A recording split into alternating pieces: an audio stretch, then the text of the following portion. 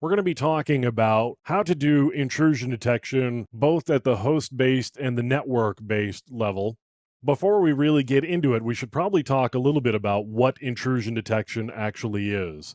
Intrusion detection is about detecting system intrusions, which kind of says that in the name. What we mean by that is if an attacker gets into your system, whether it's a desktop or whether it's a server, we want to be able to know whether the attacker has gotten in or not. And we want to be able to alert on that. So we use things called intrusion detection systems so that we can do a better job of knowing when attackers have gotten into our networks. So there is alerting involved. As I said a moment ago, we do have host-based and network-based intrusion detection systems. A host-based intrusion detection system is one that looks at configuration files and other important system files, as well as behaviors of your local operating system. A network-based intrusion detection system looks at network communications and tries to determine, based on that, whether attack traffic is being passed across the network. You might run into anomaly-based or signature-based. Anomaly is where you've got a baseline. Anything that differs from that baseline of activity, whether it's on the host or the network, would be considered a potential intrusion. Signature-based is where we've got a particular pattern that we're looking for, and that pattern determines whether maybe an event has happened that's worth looking at. So there are a lot of open source and built into the operating system options for intrusion detection. And we're going to look at several of them here just so that you can get a little bit of a taste for different types of intrusion detection systems and how you can get them working. I'm sure you're wondering what it is we're going to be covering over the next few dozen videos. Well, we're going to be covering a lot of aspects of some intrusion detection basics just to kind of get you started. So, initially, we're going to be talking about host based intrusion detection systems, including the different aspects of host based intrusion detection systems like file integrity and log monitoring and those sorts of things. So, we're going to be talking about some building blocks. Logs, cryptographic hashes, the real starting point of how host-based intrusion detection system works, and how you can help get your system set up in order to do a better job of host-based intrusion detection system. We're going to take a look at some tools like Tripwire, OSSEC, and Samhain that do host-based intrusion detection. We'll also take a look at network-based, including Snort, Suricata, Pro IDS, and also how to look at network captures and capture network packets, which again is one of those things that you really need to be able to do. If you don't have a network intrusion detection system running on a particular system, what you can do is grab a network capture and then run that network capture through something like Snort or Bro IDS later on. So being able to capture network packets is really important as well. We'll also take a look at endpoint protection to make sure that all of your endpoints are reasonably safe. We'll look at some browser protections, certainly look at antivirus, anti-malware, and data loss prevention, which can help your sensitive information on your corporate network not go walking out the door or out through the network interface. And we'll also take a look at reading some email headers so that you can help better protect yourself in terms of whether something is really questionable, even if it hasn't been put into the junk folder. So we're going to be covering a lot of different topics related to intrusion detection to give you a real good feel for how you could roll out intrusion detection systems for yourself, both on the host and in the network. One of the first places to start when we're talking about intrusion detection is looking at log files. So on a Windows system, I'm going to go to all apps here. This is on a Windows 10 system, and then I'm going to scroll down. You can find the same program that I'm going to be using here on any other version of Windows. So here I'm going to go to Windows System, and then if I go to this PC, I can select Manage. Let me just make this a little bit bigger here. On the left-hand side, you can see the event viewer. That's what we're really looking for. The event viewer is where you can look at all of the log files on a Windows system. So we've got Windows logs here, and you can see application logs. And really, the Windows logs are very dense in terms of the amount of information that they contain. And I could select any one of these, and you can see that you've got the level on the left-hand side, the date and time, and the source, as well as an event ID and a task category. Now, down below, we've got a little bit of detail around what actually happened here. So, initialization status for service objects, and I can see the objects down here if I scroll down a little bit. Now, the event ID is something you can actually look up. And if you look up event ID through a web search, you can get more details about this particular event. So, this is the application log. You can see we've also got a security log. And here are a number of audit successes, and here's an audit failure, actually. And again, we've got an event ID, we've got the source, we've got the date and time, we've got the computer name, and then we've got some keywords as well. Now, if I click onto the details, I can actually drill into what actually happened. I've got the provider name and the globally unique identifier, which is the GUID, the event ID, version level, the task number, and then we've got the time created, the process ID and the thread ID, as well as the channel, and then we've got event data. So this happened in a particular DLL file by the look of it. We've also got setup logs from when the system was set up, and then some system logs where we've got a number of warnings. You can also get errors in addition to just information and warnings. But we've got a large collection of log files that we can take a look at, and any of these logs may contain important data we might need in order to perform a little bit of investigation for any sort of intrusion. We've also got applications and services down here. So there are hardware events, Internet Explorer, Key Management, Media Center, and then there may be other applications as well.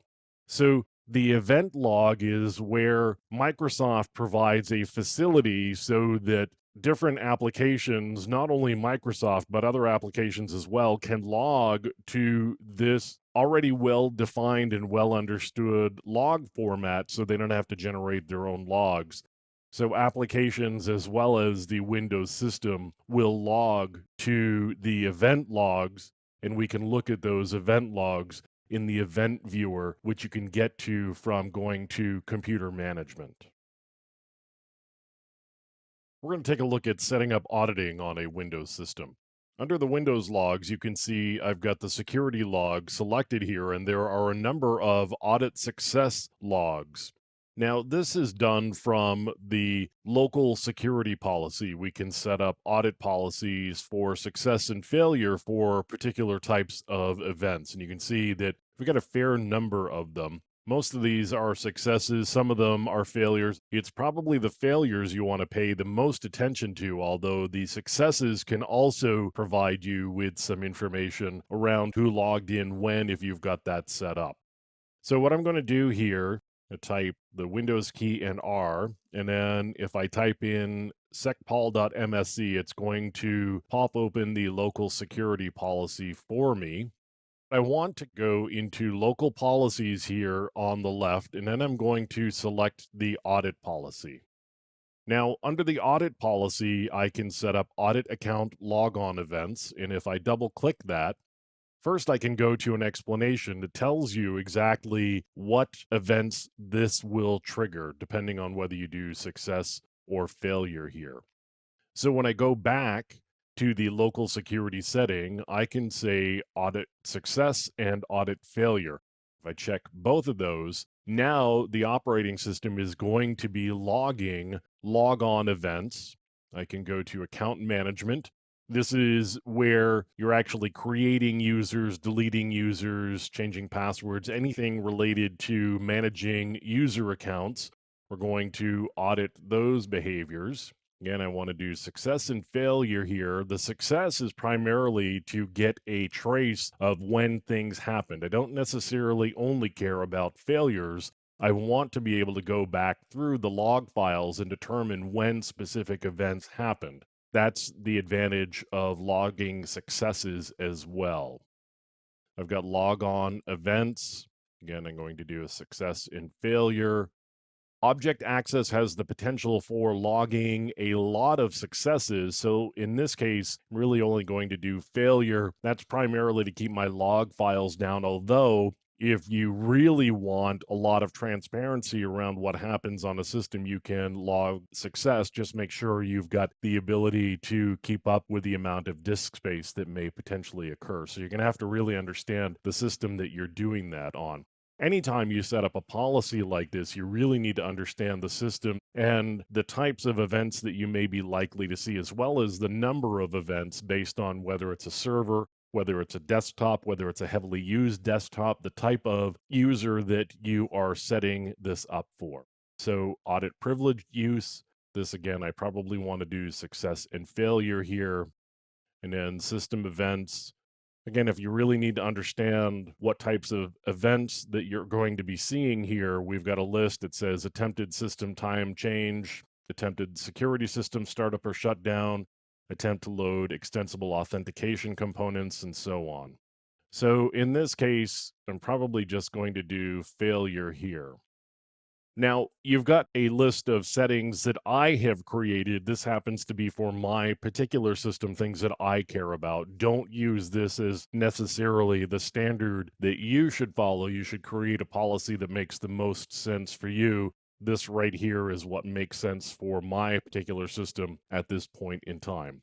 So once I have created my audit policy here, now my system is going to start generating more of those audit events that you saw in the log file.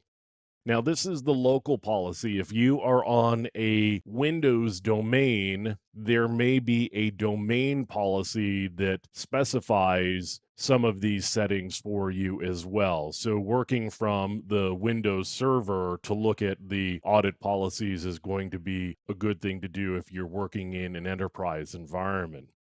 So, local policies on your local system will be able to set these audit policies so you can start generating log files that will give you some tracing and tracking capabilities for events that happen on your system. So, if you've got something serious that happens, some sort of intrusion or incident, you've got the ability to go into log files and start getting some historical perspective on what events led up to other events and maybe get a sense of when the intrusion actually occurred. One of the essentials as we're doing anything related to incident response is having data that we can look at. And on a Windows system, that's the event viewer. On a Unix related system, whether it's Linux or one of the BSDs or even Mac OS, what you need is log files. So the log files on most Linux or Unix related systems, Unix like systems, are in varlog. You can see on this particular Ubuntu system in varlog, we've got a number of different log files. In order to figure out what the different log files go to, we can look at the configuration file. So I'm going to go into Etsy. And then what I'm looking for here is the syslog configuration file. And on different systems, it may be named different names based on the particular type of syslog that we're actually using here. So in this particular case, what we're looking for is our syslog.conf. You can see it in the fourth column. So we're going to just take a quick look at our syslog.conf, and that's going to tell us what the different files actually mean. I'm going to look here, and we've got some configuration settings that I don't really particularly care about an awful lot, other than we've got file owners and file groups. In order to look at all of the details around which log file goes to what, we're going to go into our syslog.d, and that's going to have all of the additional configuration files on top of this baseline configuration. You can see here we've got an include config directive. So we're going to go into our syslog.d. We can take a look at 50-default, and here is where we've got all of the definitions for what the files are. In the left-hand column, we've got the different facilities. So we've got the kernel facility and the daemon facility, the cron facility, auth facility, and so forth on the left-hand side. On the right-hand side, it tells us what file each of those facilities logs to. We've got mail going into the different mail files, and then there are some catch-all files that are typically used. So, for example, varlog messages is a pretty common catch-all file. So again, if we go into rsyslog.d, we can see the configuration files telling us where things are. So now if we go back into varlog, what we've got here is a file called syslog, and that's going to be our catch-all. I'm going to need to be an administrator in order to look at this. So I'm going to just take a look at syslog here. Now, these are all of the log files that we're looking at. It's got dates, and then we've got the system name, and then the application or the process that has generated the log, and then, of course, the message itself. So all of these messages here are going to be important when you're looking for incidents. Now, not all of them, obviously, but you're going to be looking through a lot of log files as you are trying to figure out what's going on. The auth log is going to be really important for you. That's going to include authorization messages. And you're really going to be looking for potentially a lot of different things. There could be kernel messages, for example, in the kernel log that you could be concerned about. But logs in the var log directory are going to be really important. It's really one of the building blocks of intrusion detection system or any sort of intrusion detection capability. On Linux systems, we can do auditing just as you can on Windows, except that on Linux systems, it's different in the way that it works, as well as the things that you can actually audit. So we're going to take a look at the audit functionality on a Linux system. Now, first, before I get started, let me show you what you need. This doesn't necessarily come installed, so you would need auditd installed on your system. So this was a package that I had to add before I could actually do anything here. And we're going to take a look at the audit.rules file. We're actually going to create a couple. So there's a rules file, and this will load up the rules that you can use on your system. Now, there are a lot of capabilities with these audit rules. We're going to talk about just a couple here. The first one we're going to look at is we're going to watch files. The first file that I want to watch is actually the etc shadow file. The etc shadow file is going to tell me whether passwords have been changed, whether users have been added or deleted, and whether some modifications have been made. So we're going to watch that particular file, and we're going to watch for permissions. So we're going to take a look for any attribute permissions on the file, and actually we're going to take a look for rights as well. Now, I need to give this a name, something that's going to show up in the log that I can identify later. And so I could do something like user mods, for example. That doesn't mean anything to anybody other than me. As I said, that's going to show up in the log file later on so that I can watch for that. The other thing I'm going to do is I'm going to take a look and pay attention to some system calls.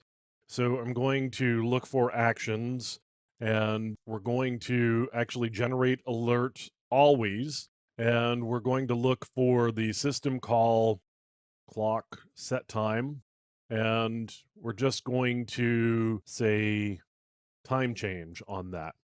So I'm looking for a modification to the system clock using the system call clock underscore set time. And if we see that this call has actually been made, every time we see that call has been made, we're going to trigger an alert, and that's going to show up in our audit logs. Now, one thing that you can see at the very top of this file is the very first thing that auditd does when it loads up the rules is it deletes all of the rules. The other thing that it does is it increases the size of the buffer, And that means that if we're generating a lot of alerts really quickly, we've got the ability to keep generating the alerts and not have problems with those later on. So we can change that to 1024. You could also do 2048, 4096, and so forth. So I'm just going to make this 4096. It's a nice, decent number here. So we can watch files using this, and we can watch for system calls using Audit D. And we've got a service called Audit D that actually runs. So we could say service Audit D start at this point. And then the service has started. We should have a bunch of rules loaded up. And every time any of these rules get triggered, we're actually going to generate a log file. And that's going to show up in var log audit. And you can see we've got an audit log there.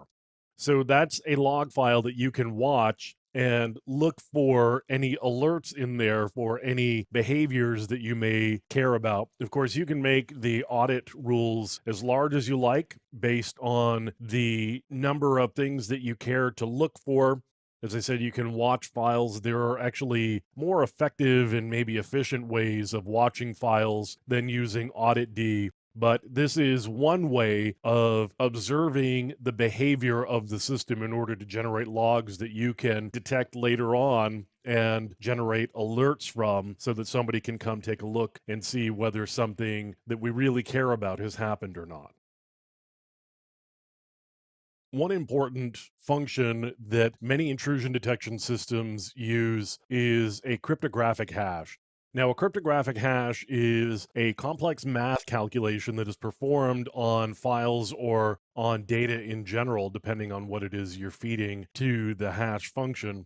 It generates a fixed length value that can be used to determine whether a file has changed. So let me just give you an example here. So I'm going to create a file here, and we're going to just change that. And now I can save this file out. Now what I can do is I can generate a hash using MD5. MD5 is the message digest 5. There were 4 previous ones, not surprisingly. And I can generate a value from this test file. So we've got a hexadecimal value here, and this is always going to be the same length regardless of the file that we are creating.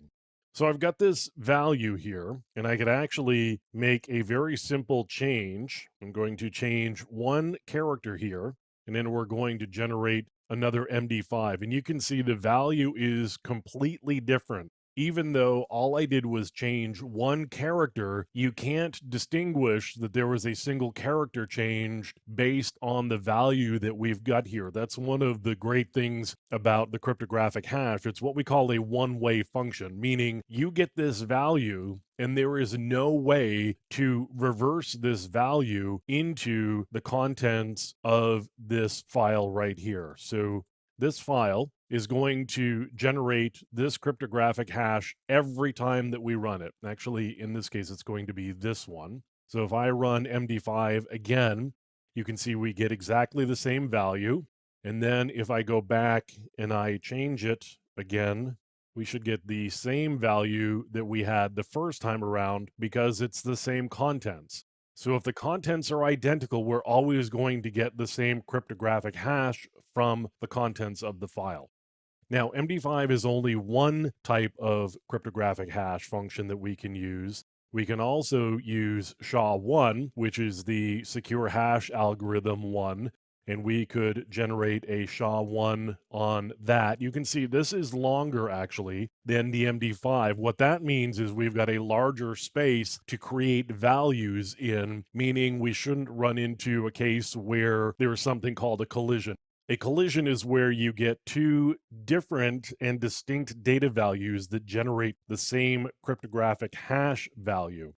Now, theoretically, that should never happen. And the larger the space that you're generating cryptographic values in, the less likelihood you're going to get that particular situation. we've got SHA-1 and we've got MD5, and we can use these to determine whether a file has actually changed or not. And there are a lot of intrusion detection systems that use this hash functionality.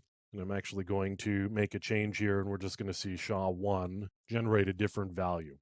But if I change that file, we get a different value. If the values change, then we have an indication that the file has changed, and that's something that we may want to pay attention to. So there are a lot of intrusion detection systems as well as related systems that use this cryptographic hash. For example, antivirus systems will often use cryptographic hashes on files to determine whether they are viruses or malware or not, because a file gets hashed, it gets uploaded to a database, and then we generate a hash from another file that we think may be malware. We check it against the database, and if the value is the same, we might have an indication that we've got a known piece of malware sitting on our system.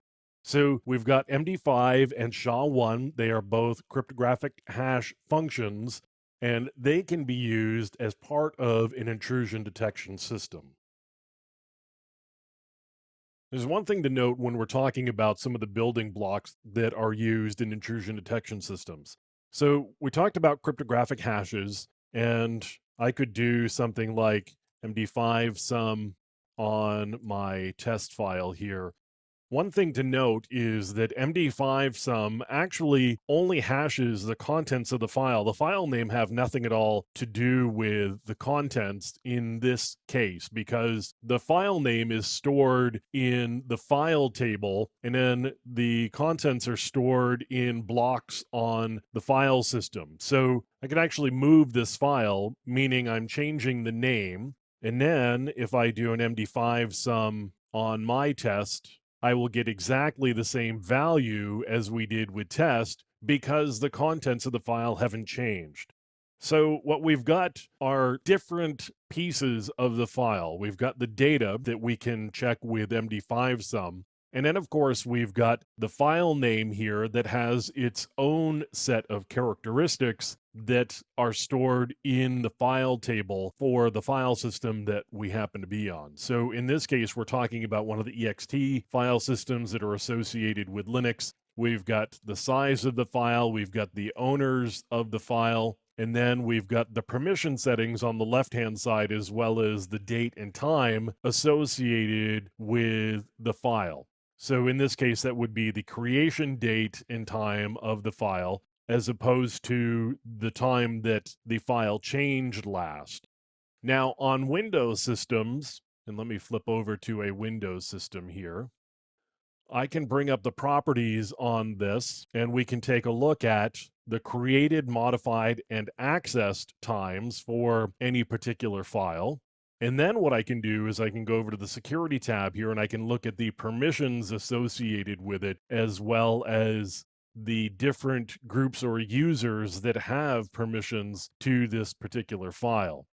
So I've got different characteristics for the file that, again, really don't have anything to do with the contents of the file per se, because they are stored with the metadata within the file table. And again, the data is stored typically somewhere else in the file system.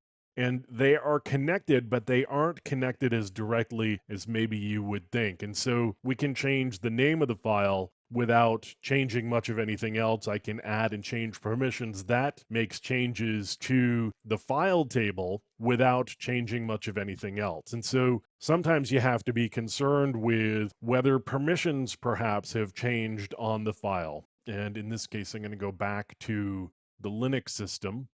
And permissions might change on a file and give somebody else permissions, or a different group extended permissions. So you might see that on a Windows system by suddenly seeing the security settings change with more names there. On a Linux system, you might see that the owner of the file has changed, or you might see these permissions change as well.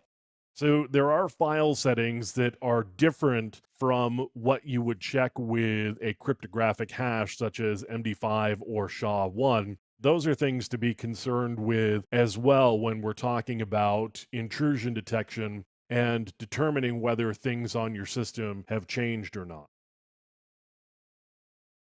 One type of intrusion detection system is actually Tripwire. And Tripwire is a host based intrusion detection system that uses the cryptographic hashes that we were talking about previously in order to compare files. What I'm going to do here is I'm going to install Tripwire onto this system. So this is an Ubuntu-based system, which of course gets its package management from Debian. So I'm going to use apt-get install Tripwire to install this. On other systems, you might use something different. For example, on Red Hat, you might actually use Yum, or you probably would actually use Yum to install. Now, Tripwire is actually going to mail reports, and so it requires a mail server, and it's going to install Postfix for that. I'm going to use local only, and now we've got the Tripwire configuration here. So it's going to ask me if I want to create my site key passphrase during installation. That's the easiest thing to do. There's also a local key passphrase that is used, and these key files are going to be used to protect the data that's being stored. So the policy and the configuration are stored locally. These files are then protected using these keys. So it's the protected files that are used when Tripwire actually runs. We're going to rebuild the Tripwire configuration file and the policy file. And then it's going to go through and add the packages, and it's going to ask me for the passphrases that are going to be used to protect the files. So typically you would use a really long passphrase. Just for the purposes here, I'm using a shorter one for ease of typing. In a production system, obviously, the longer the passphrase, the better off you're going to be, because it makes it much harder to guess the passphrase. So Tripwire has now been installed. And what we're going to do once we actually get finished with the installation here is we're going to go into Tripwire and take a look at the configuration files that are there.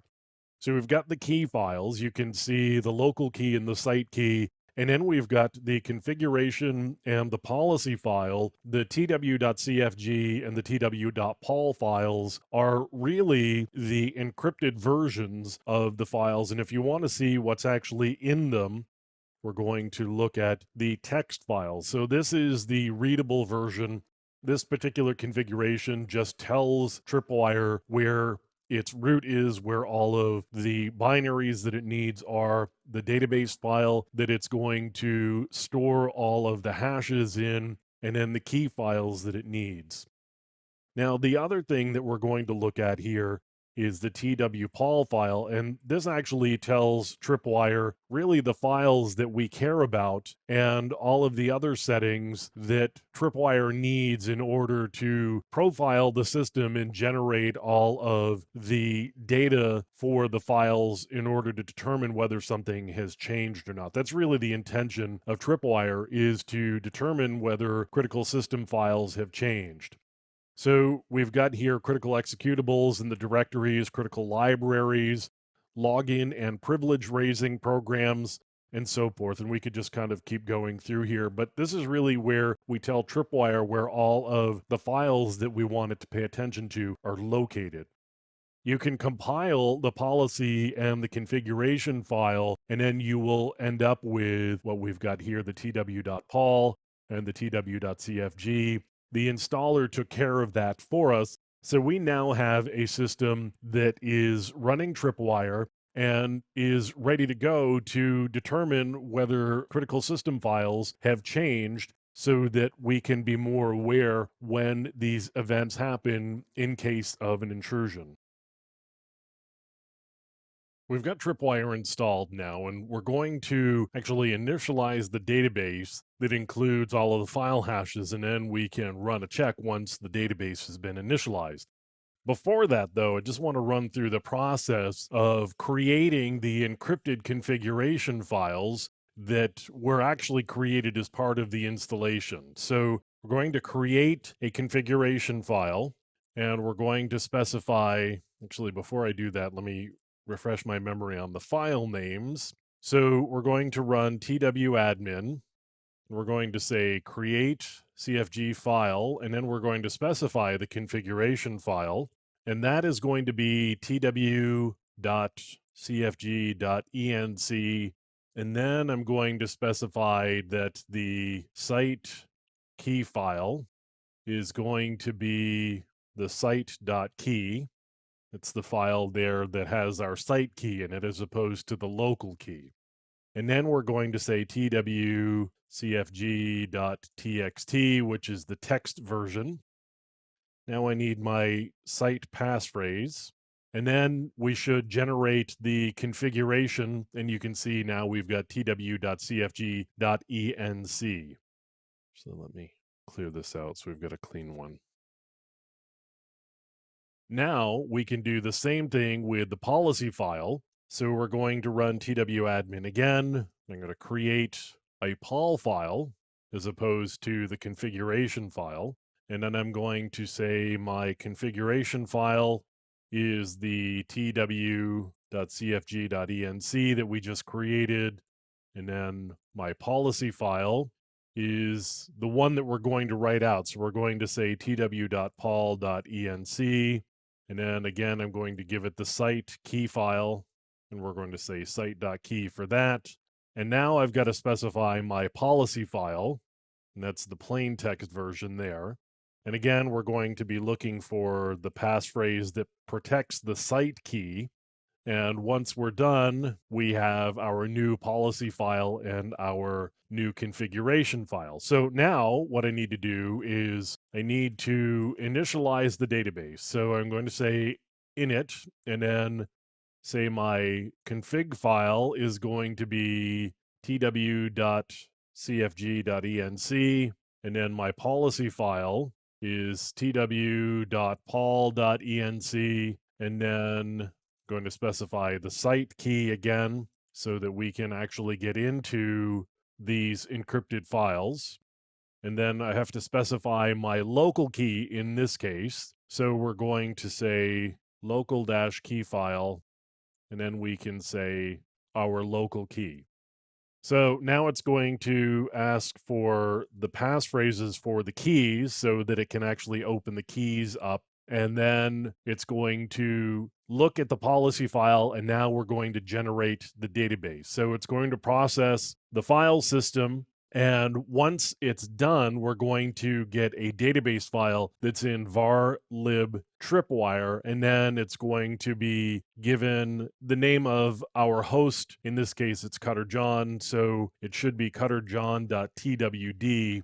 Then once we're done with the initial one, in order to run this once it's finished, because this is going to take a while, the larger the file system and the more files you've got, of course, the more time it's going to take. This isn't really that large a file system, but if you've got a really big file system with a lot of critical files that you're checking, that initial one is going to take a while. So in order to run it, we would run tripwire -- check, and then that would run a check against the database and make sure that everything is actually the same. So we could do tripwire check at this point, and it would run and make sure that all of our files are the same and they're consistent with everything that was run the first time that we initialized the database.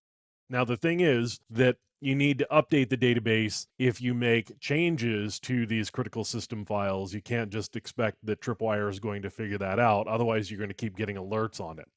So you would need to create the database anytime you change one of these critical system files. For example, after you've done an update, you should make sure that you have updated your Tripwire database as well. Tripwire was a host-based intrusion detection system in the sense that it does file integrity checking, meaning that it looks for changes in critical system files. We're going to take a look at a different host-based intrusion detection system that not only does integrity checking, but it also does some additional host-based checking as well. OSSEC is open source, and not only does it do integrity checking, It also does some log analysis and it looks for rootkits. So it does rootkit checking and it also does a little bit of process monitoring. OSSEC is more comprehensive than Tripwire. And we're going to take a look at the downloads here. If you've got Red Hat Enterprise Linux or CentOS or Fedora, you can download one of the RPMs and then install from there. You can also download the deb files if you've got Debian or Ubuntu. The problem with these is they're kind of pinned to older versions, and so you've got to do a little bit of work if you've got a more recent version of the operating system. For our purposes, we're going to download the source and then we're going to build from source and then do the installation from there. It's actually a very simple process. And so we're going to grab the tarball here. It's going to download. And then once we have it downloaded, we can do the installation. There's actually a very simple script that's used to install the software for us and do the entire build. That means we've got to have some packages installed that are going to allow us to build on our system here. If you want, you can go to the OSSEC website. You can review their documentation. There are manuals that will help you get more associated with OSSEC. As you saw, it runs on Linux. There's also a Windows agent. And of course, it also runs on Mac OS X, Solaris, and FreeBSD, as you can see here on the documentation page. The thing, though, is that only the server will run on one of the Unix-based systems. The agent runs on Windows. You can't install a server on Windows. So OSSEC actually has a server, and then there are agents that communicate with the server. So you can have multiple systems communicating with a single server and then sending alerts to that server, which is what you pay attention to. So you're monitoring several systems at the same time from a single location, which is really helpful. So you're not having to pay attention to a lot of different things. If you're running an enterprise network, obviously you want some centralization of your management and your alerting to make your life considerably easier.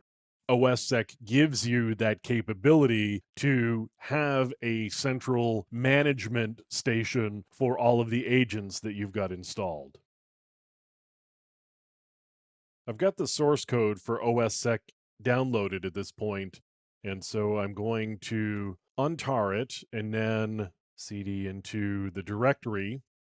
We're going to take a look here. You can see that there's an install doc, and so we're going to just take a quick look at the install doc. Now, there are a couple of ways that you can do this. What we're going to do is we're going to do it the fast way, and we're just going to use the installer script. Makes it really easy. So I'm just going to install.sh. I'm going to select English as my language. And we've got the system information, the user, and the host. That's all good. What I want to install is I want to install a server. It's asking me where I want to put it. I'm going to say that's okay in var OSSEC. Do I want email notifications? Yes, I want email notifications. In my case, I'm going to just have it sent to root at my local host. My SMTP server, the mail server, is my local system, and we're going to use that. That requires me to have a mail server installed here, and I have Postfix installed as my mail server. So we're going to be able to send alerts to me. I want to run the integrity check daemon, and then I want to run the rootkit detection engine. And I also want to enable active response, which is going to interact with my firewall. And then we're going to allow the firewall drop response. So what it's going to do is it's going to create firewall rules that will respond to events that it sees. And so we're going to create a whitelist with just my local host. And then I'm going to enable remote syslog so that other systems can send syslog messages to our OSSEC system here. Now it's going to go build all of the software that we need, and then it will go and install it into var OSSEC, which is where we said it should go and install the software for us. You can see that it's making all of the binaries that it needs. We have our packages installed into the correct locations here. And now what I can do is just say init.d OSSEC and then start. I could have also done, as you see, var OSSEC bin OSSEC control start, but it installed the startup scripts into the correct init directories so that all we've got to do is use just the service script that's there, that's the initd.ossec, and then say start, and you can see that it started everything for us. So now we have a server set up, and once we've got the server set up, now we can go ahead and install an agent to talk to the server, and then we've got a host-based intrusion detection system, both the server and the agent. Once we've got it installed, all we've got to do is create some agent. Let's just hop into var OSSEC bin. And you can see that we've got all of the binaries that are there. What we want to run is manage agents. And so this is a text-based menu. What I want to do is I want to add an agent here. I'm going to say Windows 10 because we're going to do this on a Windows 10 system. So the IP address of the agent is 172.30.42.31. And then my ID, that's okay. This is my first agent, so it's going to be 001. Confirm adding it, yes. And then what we need to do is we need to get the key for the agent so that we can set the key on the agent. So I'm going to extract the key, and then I'm going to say the agent ID is 001. And so here's my key here. I can just copy this. Now I'm on my Windows system, and I can go ahead and run the agent installer that I had previously downloaded. So we're going to go through just the standard installation here. We're going to scan and monitor IIS logs. That's fine. Enable integrity checking. That's also fine. And of course, we need the agent installed. So all of that is okay. Looks like we're complete. So I'm going to click next, run the agent manager. And so my IP address is 172.30.42.32. And then I need my authentication key. So I'm going to paste that in. Now we've added the server IP address. The server configuration has started. Now we can just start OSSEC. So I've got my manager started. The process is running. I can just close this out at this point. Now we've got an agent, should be communicating with our server. Let me hop back to my server at this point. Press enter and then Q. And let's just hop up here and look in the logs file. We'll take a quick look at the logs. So you can see ossec.log. This is the log for kind of the overall system. If we wanted to see any alerts, we would go into the alerts directory, and then we could say cat alerts.log. And we've got some alerts here that indicate some activation issues that we've got and some state changes. So nothing really serious here. If we want to know where all of the alerts and all of the log files are, you're going to go into var OSSEC and logs. And then from there, you can pay attention to what's happening in those files. And you can use various log watching tools in order to watch that. So OSSEC handles all of the HID stuff. And then you can use any log watching tool for any alerting that you want from there. And then you would look at the logs in var OSSEC logs. We're going to take a look at another host-based intrusion detection system. Again, we're going to be kind of focused on file integrity. I'm going to take a look at a program called Samhain. So we can see that Samhain is a data integrity and host intrusion alert system. So I'm just going to do an install on Samhain, and that should take just a few seconds here to get everything installed. And then we can take a quick look at the configuration file that is in place and is going to allow us to run Samhain and make sure that we are looking at all of the important bits of the system that we really care about. We're going to cd into etc Samhain, and then I can just take a look at the configuration file. As with a lot of configuration files, what we've got are a lot of details and a lot of documentation about what's in place. So you can see this is a configuration file template for Samhain, as is pretty common.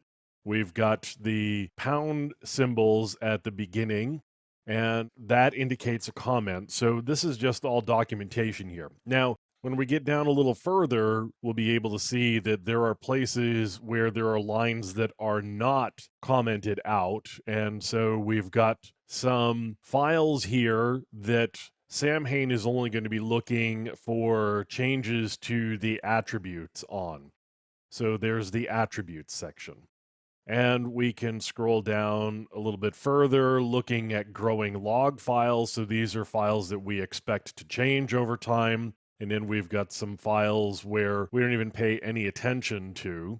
We've got the ability to go through here and add files in, add directories into the different categories, and we can make changes to this configuration file. Of course, for our purposes, the default is pretty good, and maybe in many circumstances, the default configuration is going to work pretty well for you. If you've got a lot of customization on your system, particularly if you've got custom applications, you may want to make changes to this to accommodate the applications that you're actually running on the system that you're trying to run Samhain on. But we've got the configuration file here, and again, as we keep kind of scrolling through here, you'll see we've got the ability to do some syslog settings, and we've got the ability to do some logging to a database, for example. We're going to make use of just the standard logging, which is going to go to varlog as log files commonly do. And so we're really not going to touch anything here. Just wanted to scroll through and show you the configuration. And again, it's very detailed. There are a lot of things that you can go in, turn on, turn off, add some settings if that's what you want to do. So we're going to dump out of this at this point. A lot of these basic open source systems for intrusion detection, particularly the host-based intrusion detection, are often going to make use of email as an alerting mechanism. It doesn't mean that you're limited to email for any of them. You can use other systems to pull the log files in and then generate other types of alerts, but email is a pretty basic, simple, easy to use alerting mechanism that's built into a lot of these that we're looking at. We've got Samhain installed at this point, and we've taken a look at the configuration file. And again, that's in etc Samhain. And the configuration file is Samhain RC. At this point, we're going to create the database just as we did with Tripwire of the baseline information that Samhain is going to pay attention to. And the way that we do that is we say Samhain minus T init. So we're going to do an initialization and then print out anything that's info or higher. So the minus P is print, and then this is going to dump any message that Samhain creates that's info or higher. It's going to print it out to the console. So we've generated a number of issues here, and that's something that fortunately we can actually fix reasonably easily. And what we do here is to add the trusted user equals UID option into the configuration file. What we can do is add that in now. So we're going to edit the configuration file. And what we're looking for is, it looks like the UID is 104, and we need to add that in as a trusted user. So I'm going to edit that, and then I'm going to look for the trusted user configuration setting.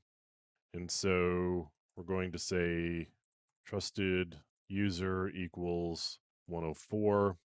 And now what we can do is say Samhain minus T update. And so that's going to update the baseline database. And at this point, we've got no errors.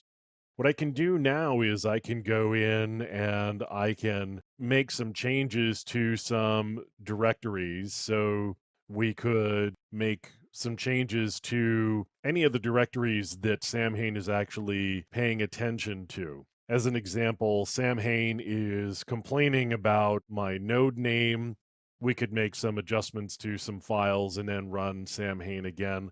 When we run Samhain again, what we would do would be to say Samhain.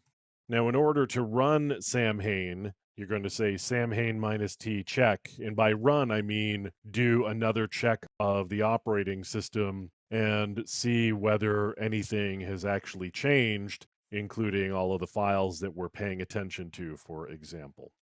What I can do is say Samhain -t check, and then it's going to run through the check. And if we go into log Samhain, we'll see the Samhain init log. And we can take a look at the initialization log. And again, these are the messages that we got when we initialized Samhain. The other thing that I've got here is the Samhain log, which was generated when we actually did the check. Now what we've got are a number of messages that Samhain has generated from doing the check. We could take a closer look at these. These are really all informational messages indicating what it actually found when it was running through here. So far, I'm not seeing any errors that we need to pay attention to. It's just indicating what it's actually doing. Although it looks like there's a critical one here related to etsy-cup-subscriptions.conf.0. Again, when you are wanting to pay attention to things that have changed, you're going to look in var log Samhain, and samhain.log is going to be the file that you're going to look for error messages, critical alerts, and that sort of thing.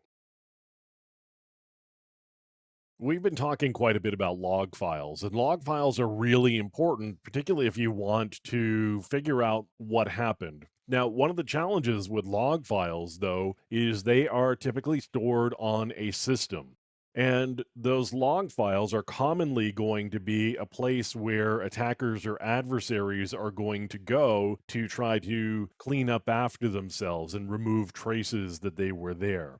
So the log files that we've been looking at are in var log, and you can, of course, change the location. And you can also send messages to a centralized log server where you may want to actually do your log watching on that centralized server as opposed to monitoring logs on every system. So you send the log files off. And in order to do that, what you would do in this particular case on this system is we would look at rsyslog.conf. That's going to be fairly common across Linux systems these days.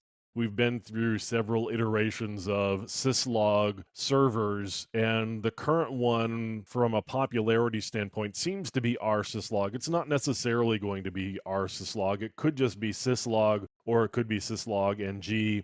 Either way, you're going to find your syslog configuration file. And for rsyslog, what you would do would be to load the module. If you wanted to use IM-UDP for UDP syslogging, you would load that module, and then we would specify the port here for 514. That's if we want to be the centralized log host.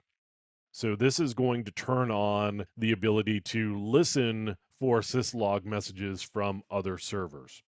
Now, if I want to actually log to those other systems, then what we need to do is go into our syslog.d here, and we can take a look at 50-default, and that's going to be where all of the log files are. So you can see we've got the ability to log at particular, not only facilities, but also criticalities. So we've got info, warn, crit, notice. So you can determine what you send. In this case, for example, every kernel message, no matter what the criticality, is going to go to kern.log.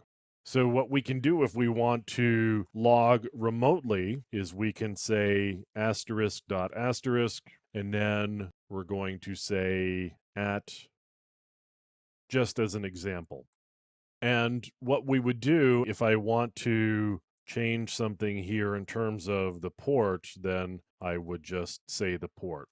So if I weren't using 514, for example, I might specify something other than 514.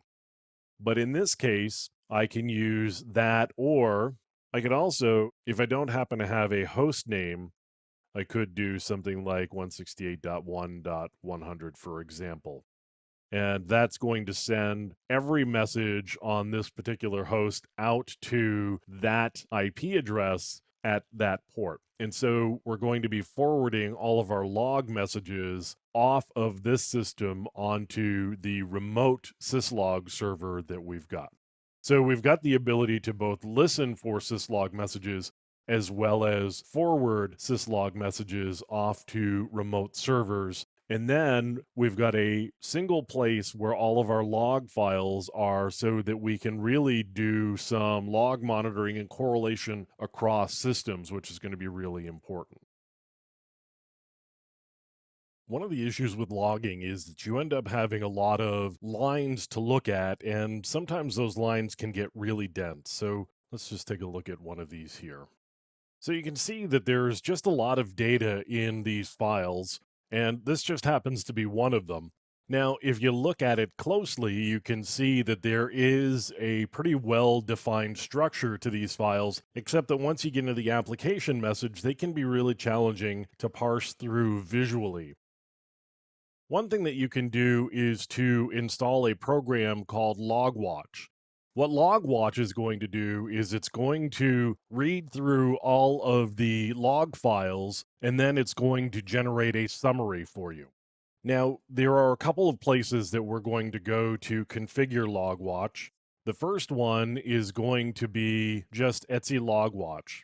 And there's a structure here with configuration files and scripts, but the place that we really want to go is user share Logwatch. Now, the default settings are in user share Logwatch. If you want to overwrite all of the settings that are defaults, you can put configurations in etc Logwatch, and the structure here is going to be very similar. So we're going to go into default.conf here, and we've got logwatch.conf, and then we've got log files and services that are going to tell Logwatch how to actually read through all of this. So let me just take a look at logwatch.conf, and we can see basically all of the important settings here. So we've got the log directory, var log, no reason to change any of that. Output is going to come to standard out, and its format is going to be text. You can change that to a file if you want.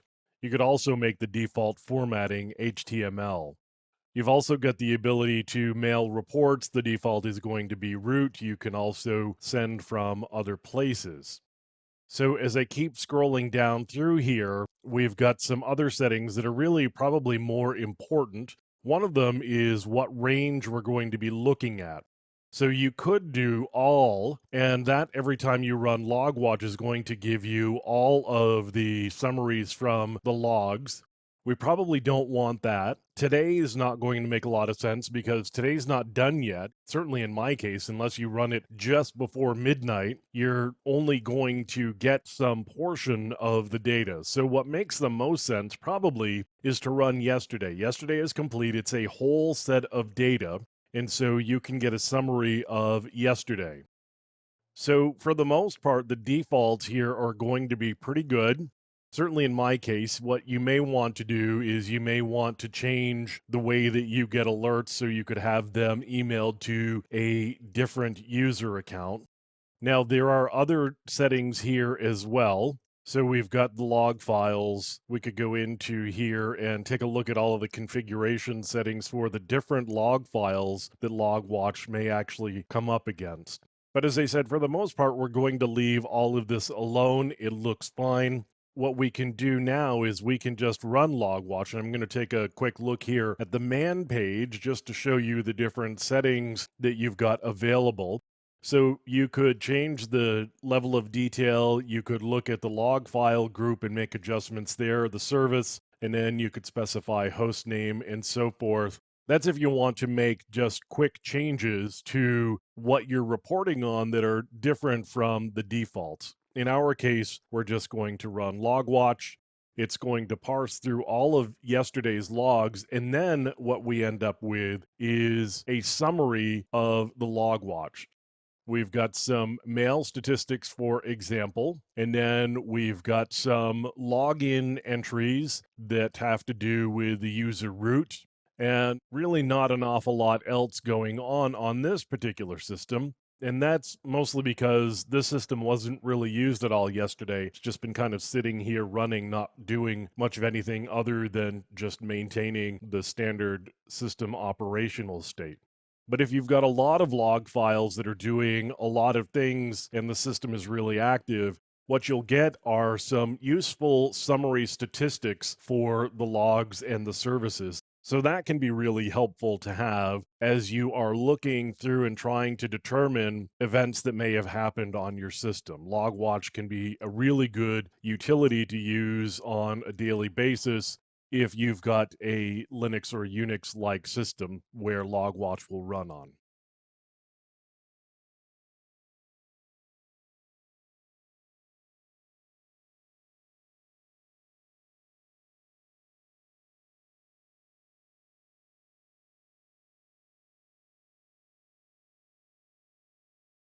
When we're talking about network-based intrusion detection, what we're talking about is a piece of software that's going to be monitoring all of the activity that runs across a particular network interface. On most systems, you're only going to be looking at traffic that is destined specifically for that system. However, there are ways of implementing systems so that you get more traffic that is directed to it. And so you can see more of the traffic on a network. So, for example, you could configure a span port on a switch and then have all of your network traffic sent to your particular system that you're running your network intrusion detection system on. But mostly what we're talking about are doing network packet captures, and most of the intrusion detection systems are going to do that just by default. But there may be times where you just want to grab a packet capture and maybe run it against an intrusion detection system offline.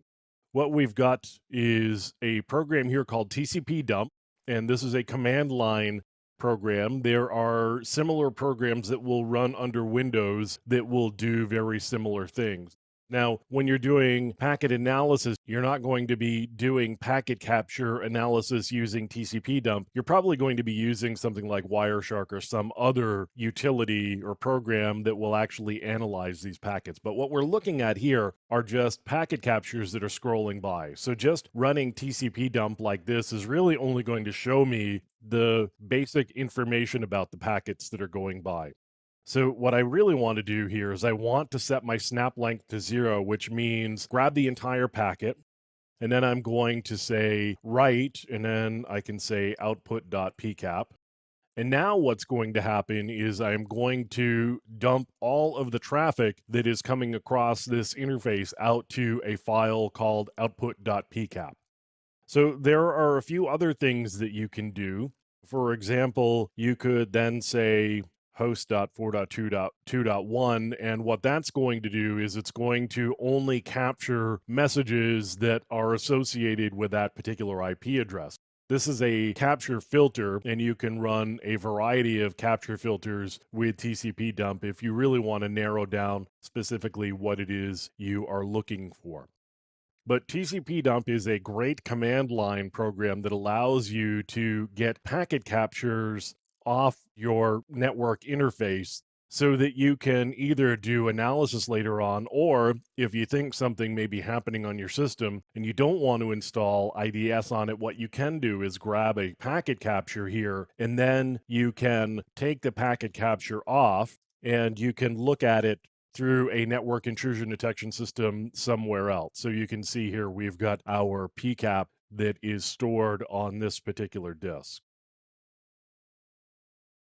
The first network intrusion detection system software that we're going to look at is one of the older ones. It's been around for a while, and it's Snort. So Snort is an open source piece of software, but there's also a commercial version that is available as well. We've got Snort, which is the open source, and it will run on both Windows as well as Unix-like operating systems like Linux or Mac OS. And there are a couple of components to it. The first thing is just the intrusion detection system itself, the software. So the other component is the set of rules. What we've got here, as you can see, are the rule sets that are potentially available.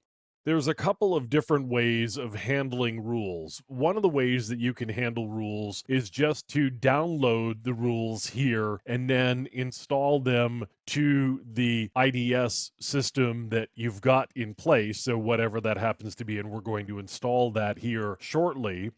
The problem is that the rules are being updated fairly regularly. And so, what you can do is you can keep downloading the rules if you want, or you can install a rule manager. For example, you could install Oinkmaster, and we'll take a look at Oinkmaster in a little bit. But you could use one of those automated grab the latest rule sets pieces of software to keep your rules up to date. So what I'm going to do here is I'm just going to do apt-get install snort. And I'm going to do this on an Ubuntu system. There are some Linux distributions that do include snort packages, others that don't include snort packages. You could also install it on FreeBSD, for example. What we've got for install packages are we've got some of the prerequisite pieces of software, the dependencies, and we've also got, as you can see, it's going to install Oinkmaster for us. So it's going to install the rules manager on our behalf. It's also going to install some default snort rules. So there's a package here for default snort rules. Now, of course, it's also going to install Snort, Snort Common libraries as well. So we've got the entire set of packages. It's going to do some basic configuration for us. And what I want to do here is I'm actually going to just open up another terminal here and make sure that the interface is ETH0. It's actually not, it's ENS33 on this particular system. Pretty commonly on a Linux system, you're going to get ETH0. This is actually a virtual machine, and because it's a virtual machine, what it is installed for a network interface for us is ENS33. Now it's going to ask me for the range of the local network, and this happens to be my local network. So it's done some very basic configuration for us. And again, it's going to ask me what interface it should be listening on once it's configured Snort. So now we've got Snort installed at this point, and we can start looking a little bit more closely at the configuration settings. And we'll also take a look at the rules and how to keep those updated, and we'll do that coming up. Now that we've got Snort installed, we can go take a look at the configuration settings. So not uncommonly, we're going to go into OSSEC, and then we're just going to go into Snort. So you can see there are a number of configuration files. The one that we're really going to be concerned with is actually snort.conf. And there's a couple of ones here. There's snort.debian.conf and snort.conf. And what we need to do is we need to figure out actually which one of those is going to be used. And there's a couple of places that we can look for that. So this may actually be in default snort. And so that's telling us that the snort user is snort, and then var log snort, snort group is snort. So it's not actually there. So the other place that we can look to make sure that we're looking at the right configuration file is the service startup script. And that should give us an indication as to what configuration file it's actually going to use once it starts up. Because when it starts up, it's going to actually provide the configuration file. Right here, we can see that the config is snort.debian.conf. So that's the one that we're going to look at. In this particular case, it's actually very short. And what it does is it sets up the home network and then the interfaces.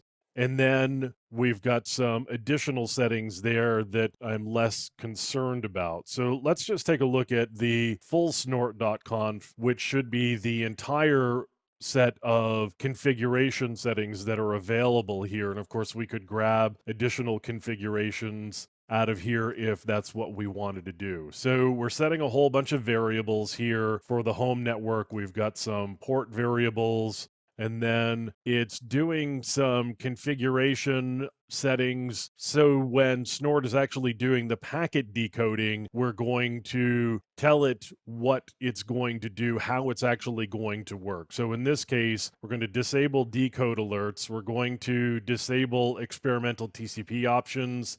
We're not going to alert on obsolete TCP options, and you can see some of the others here as well. Now we've got a number of other configuration settings that have been commented out. That's the hash sign or the pound symbol there that indicates that the line has been commented out. Here's an example. If you want to alert on whether the value in the length field is greater than the length of the packet, you would turn this particular configuration setting on. So lots of configuration settings. For the most part, unless you're really expert at doing this or you're really looking for something in particular, for the most part, your configuration settings that ship by default are going to be okay here. And later on, as we get further down, and this sets up a whole bunch of preprocessor rules, further down in the file here, there will be settings for how it's actually going to do logging.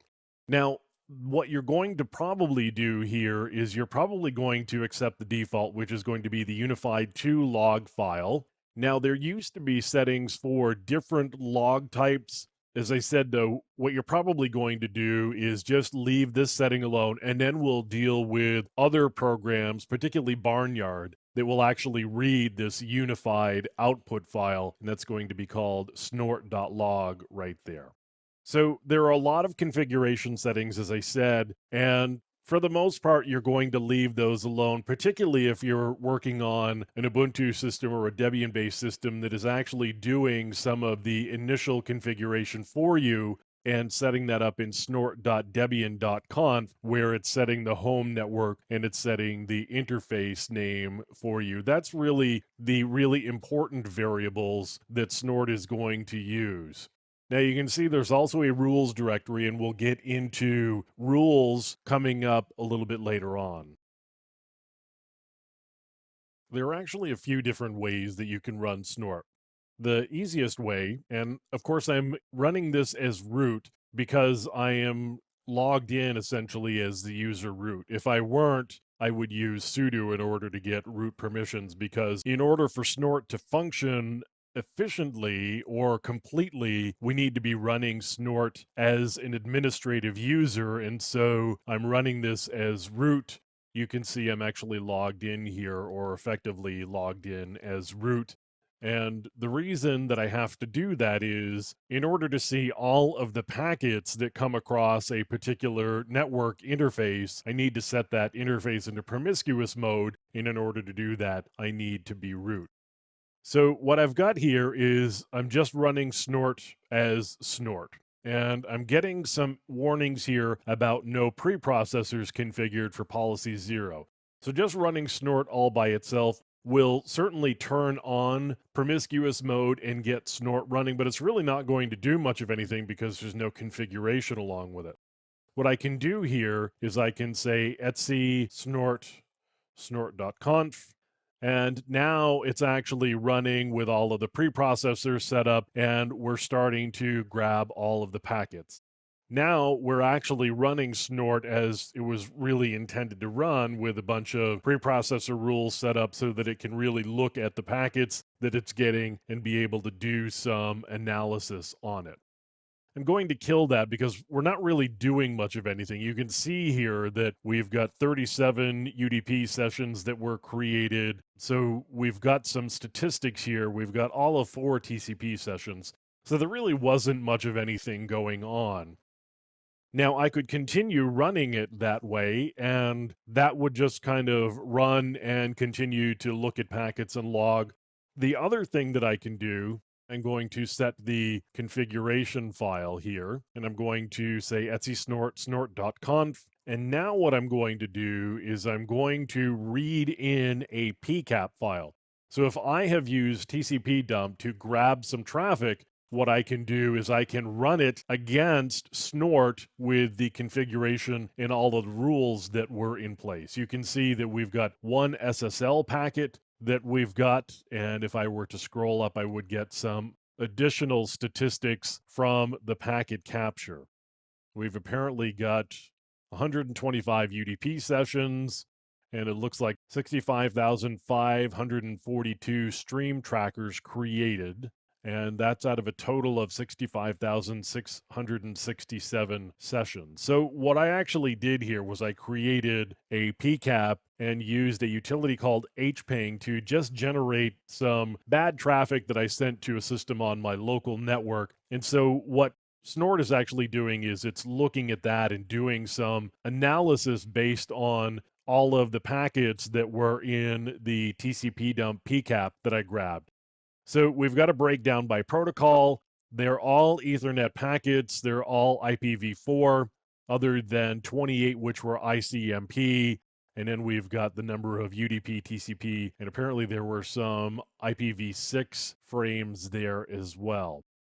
Again, we've got another way of running Snort here, which is against a PCAP that you may have captured from another system. And you can run that PCAP against a Snort installation pretty much anywhere. The other way, of course, of doing this is to just say init.d snort and then start. And now what we've got is the Snort service that's running, and now it's just going to run in daemon mode in the background and be looking at all of the traffic that is passing across the interface and checking all of that traffic against the rules. Because Snort is a signature-based intrusion detection system, meaning we've got rules that we know what to look for in the packets or frames that are coming by. And so we're matching those rules against each individual frame, looking for specific signatures so that we can alert on the packets based on what's in that signature and what the rule says to do if the signature actually matches. And we'll take a look at what the rules actually look like coming up. Now that we've taken a look at actually running Snort and a couple of different ways that we can run it, let's see what it runs on. In other words, we're going to go take a look at the rules. So we're going to go into Etsy Snort Rules, and these are just the rules that were installed when we did the installation. I haven't done anything else, so this is just what Ubuntu has installed for me for rules. So we can grab just one of these by random. Let's look at community web attacks, for example. So we're going to look at the community web attacks rules. Now, immediately, this looks really dense. And you really have to look very closely at this in order to be able to parse what it's actually doing. So we're going to generate an alert if it's a TCP packet. This is going to be from an external network, meaning anything that's not our home network on any port. So that's what this any means. And then that's going to my list of HTTP servers that's going to be in my configuration file on HTTP ports. Again, that's a variable that is set in the configuration file. This is my message. If this alert triggers, then we're going to log a message, community web attacks, Hydra activity detected. Now we've got some flow information to server, and it's going to be established connections. The content is going to be user agent, and there's going to be a 3A in the middle. Don't care about case. Content, again, we're going to be looking for Hydra. Again, we don't care about case. This is actually a regular expression right here. So we're looking for this particular string using this regular expression. So the start of the line is going to be user agent, going to be looking for some white space. It's going to have Mozilla with some more white space in there. And then there's some hexadecimal characters in there as well. And you could look up what those actually were, 3A, using an ASCII table as an example. We're going to be looking for that string in a regular expression. And again, if we match all of this, this is the signature right here, this entire line.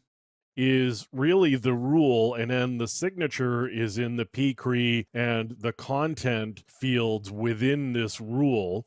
And then also in the rule, it says what the message is going to be, and then the port and host information.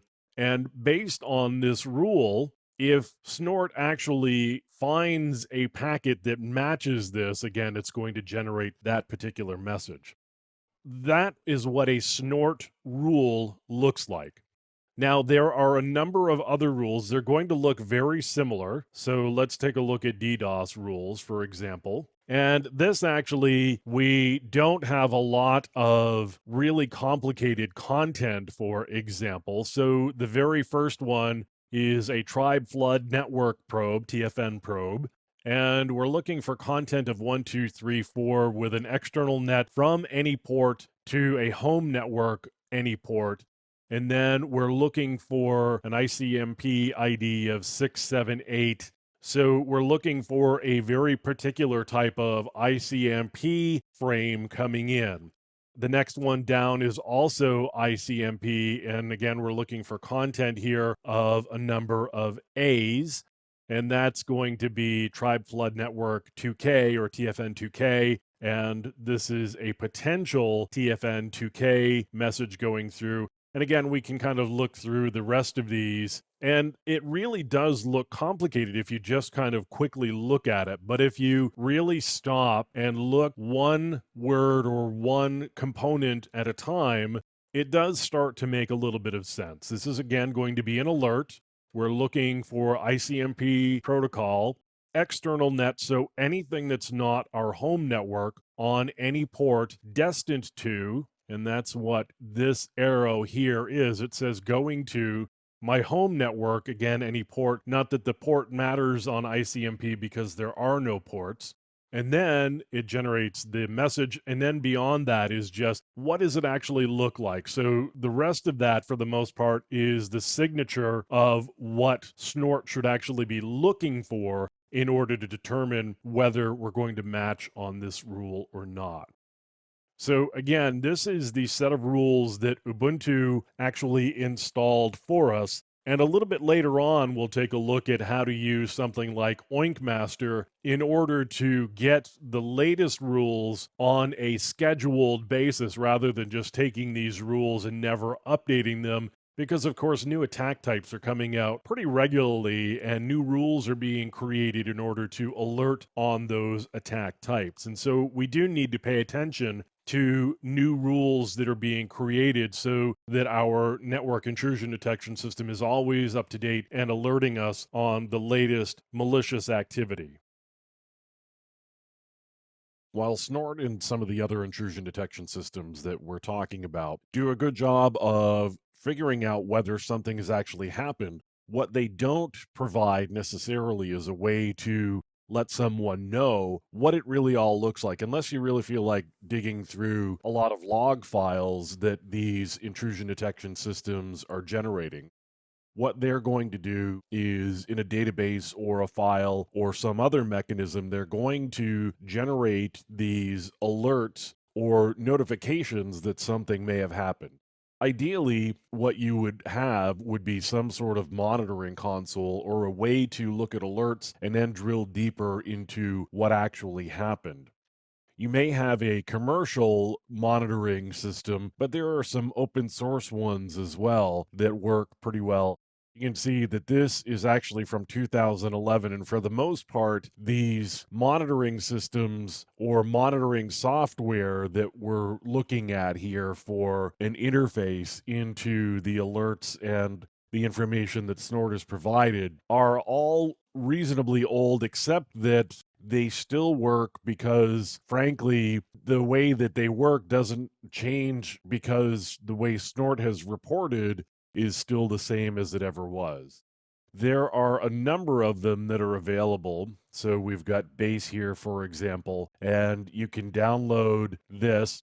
Now, the thing about these is that they tend to be web based. So you will install a piece of software that's really a collection of web pages and then access it through your web browser using a web server. They will provide you with a visual interface into what's actually happening in terms of the alerts that you're getting, and then maybe the details around those alerts, including potentially a packet capture. We've got several pieces of software that, as I said, have been around for a while. They're not necessarily kept up to date, except that they continue to work the same as they ever have. So there are a handful here that, as I said, are web interfaces. This one is actually a client server piece of software that doesn't use a web interface. It actually is a piece of software that runs on your system. So you install the server and then you install the client, and you use the client to talk to the server, which provides the information about what happened with the Snort events.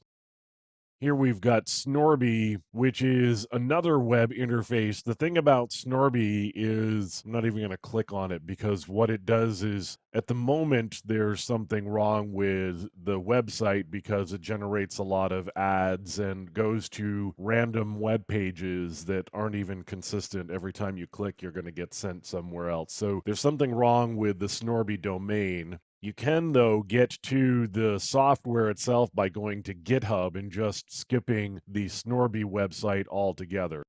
This is a collection of Ruby scripts that actually make Snorby work. So again, we've got a number of options potentially here, including Firepower, which is Cisco, and that's a commercial piece of software that Cisco has that will actually work with Snort. There are other commercial pieces of software that you can get to monitor your Snort installations, but again, there are a small number of open source solutions that you can use as well with your Snort installation. Now, we've got Snort, which is an intrusion detection system. There are several other open source intrusion detection systems, including Suricata. So we're going to take a look at Suricata. Now, what they say is this is a high performance network intrusion detection system, intrusion prevention system, and network security monitoring engine. So it's highly scalable according to the developers, does protocol identification, does file identification, and there are a number of other good features. One of the things about Suricata is, as we'll see a little bit later on, that it actually uses the Snort rule set. And that really makes it convenient. If you're familiar with Snort, then Suricata will actually work pretty well for you as well. It does support all of the operating systems probably that you will run across, and it uses a YAML config file, so it's both human and machine readable, well commented and documented, support for including other files. It's got TCP/IP engines, probably not surprisingly, including the ability to decode tunnels and have IPv6 as well as IPv4, of course. And there is the detection engine and a number of output options as well. As I said earlier, that it actually uses the Snort rule set, and when we get it installed, we can take a look at the rules, and you'll see that they are actually the Snort rules that get installed with Suricata. Again, if you're familiar with Snort and the Snort rules, that will actually work pretty well. So we're going to just take a look here, and we've got Suricata. Now, the thing about Suricata is you could install just the Suricata that is available with your distribution. In this case, it's an Ubuntu distribution. Or if you're really feeling like you want to stay up to date on everything, then what you could do is download the latest version and do an install by hand, and then you will get the latest and greatest piece of software. This is going to be not the latest and greatest, but it's going to be functional and do really what we want it to do. So again, I can install it just like this using apt-get on my Ubuntu system, where if you want to actually install the current generation with all of the latest features, you could download the source code and install it that way.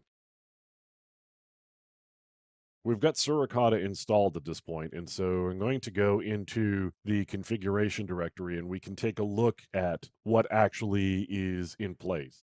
The default configuration file is going to be this one right here. So let's just take a look at Suricata Debian.yaml.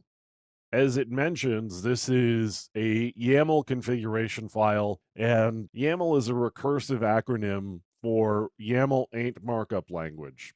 So this is not a markup language like, for example, HTML or XML would be. It is a way of doing configurations, among other things. And again, this is written in YAML. We'll see the syntax, which is pretty simple, coming up here. We've got some schedulers, and you can see that flows are assigned to threads in a round-robin fashion. Suricata uses multiple threads to deal with the amount of input that it's got to handle. So there are multiple threads, and then Suricata does the scheduling of the different network flows attached to threads, and you can configure how that works. We've got the user and group that it runs at, the process identification file, daemon directory, and so forth. Now, if we keep going down, here we've got where it configures the outputs. The fast way is to do the fast output like fast.log from Snort. And this is enabled. You can see the fast configuration is enabled. File name is fast.log, and then it's going to append. You've got the ability to configure the file type. You can see on the left here, we've got the name of the property, and then there's a colon, and then this is the actual value. You'll also notice that there are lines right there that indicate the start of a set of configuration. So just the little dash indicates that there's a configuration setting here that's kind of complex in nature. It's not just a simple one-line configuration. Now we've got the extensible event format that's logged there as well. We can keep scrolling down and find other settings. Like, for example, this one, Snort now uses a unified 2 log file. And in order to read the unified 2 log file, you would use the program Barnyard2. Suricata has the ability to output to the unified 2 log file. We can generate HTTP requests. We can generate TLS logs, DNS logs. There are a number of output log settings that you can see in the Suricata config file here. As with a lot of open source software that runs on Linux systems, the configurations can be really dense. And particularly when you're talking about a piece of software like Suricata that does a lot of things, there are going to be a lot of settings that you can create here. This really gets deep into some of the ways that you're going to be monitoring. So, for example, we've got flow settings here. So, the network flows, meaning the different conversations that are going, you can monitor those or have settings for how Suricata handles those and be able to do different things with them in terms of how Suricata manages them. So maybe it can be more efficient or take up less resources or give it more resources if you've got them on your system.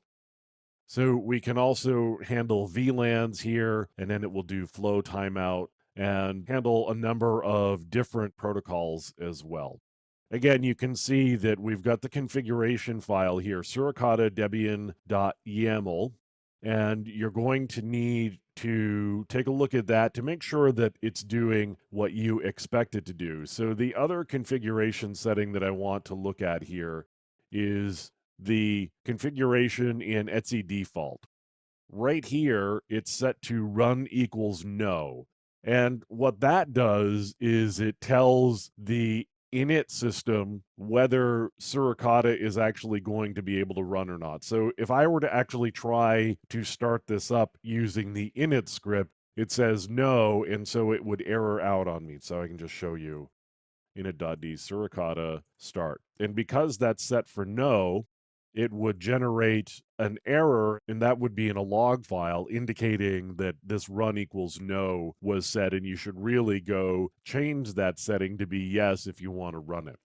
Now, it does have multiple listen modes. Right now it's set in NFQ, and you can configure the interface that it listens on if you're in PCAP mode, and then the queue number to listen on if you're in NFQ. So there are a couple of places that you can look when you start doing your Suricata configuration. Of course, the first one is going to be in Etsy Suricata, where you're going to manipulate the YAML file based on your needs. But perhaps the more important one is to make sure you go into Etsy default and then set run equal to yes so that you can actually start up Suricata. Now we've got Suricata installed and we want to run it. So the first thing that I need to do is I need to change the default settings file. We're going to go to Etsy default Suricata. And what I need to do primarily is I need to change this to yes. The configuration file, that's okay. I'm going to leave the default listen mode alone. That's going to be okay. The rest of these, the iFace setting is going to be okay because we're not actually using PCAP mode. So this variable is just simply going to get ignored. And then the PID file is okay. That's typical. You're going to put the process ID file into var run. So I'm going to save that out. And then I can take a look at the Suricata man page. And we've got all of the options for how you are going to run it. The configuration file, we're going to use -C and then -I for interface, indicating the interface that we want to collect our data on. And we've got the read file, so we could use Suricata with a PCAP file, as you can see here, live or offline.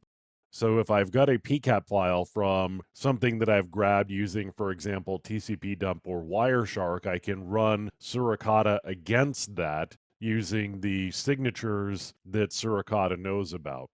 We've got the QID for NFQ signatures, which is the path to the signatures file, log directory, and then whether you want to run it as a daemon or not. Now, we do have an init file. So I can go into etsy init.d and you can see that we've got the Suricata service script right there. So the easiest way to do this is simply going to be etsy init.d Suricata and then start. That starts the Suricata service. So at this point, we should have Suricata running and it should be capturing data. Now, the one thing that I do want to take a look at here is if we were to actually use PCAP mode rather than NFQ, I would want to make sure that I had the right interface. In my case, the right interface is going to be ENS33 rather than the ETH0, which was in the Etsy default Suricata file. I need to make sure that I am telling Suricata what my correct network interface is so that when it starts trying to listen and grabs hold of the interface device, it actually grabs the right one. If I've got ETH0 configured rather than ENS33, then of course it's not going to be able to grab the device. We're going to get an error and Suricata is not actually going to run. So we're not going to be doing any sort of network intrusion detection, even though we might think that we are. We're going to take a look at the Suricata rules. And I'm going to go into Etsy Suricata and then the rules directory. And we've got a collection of rule files here. So let's just take a look at app layer events rules.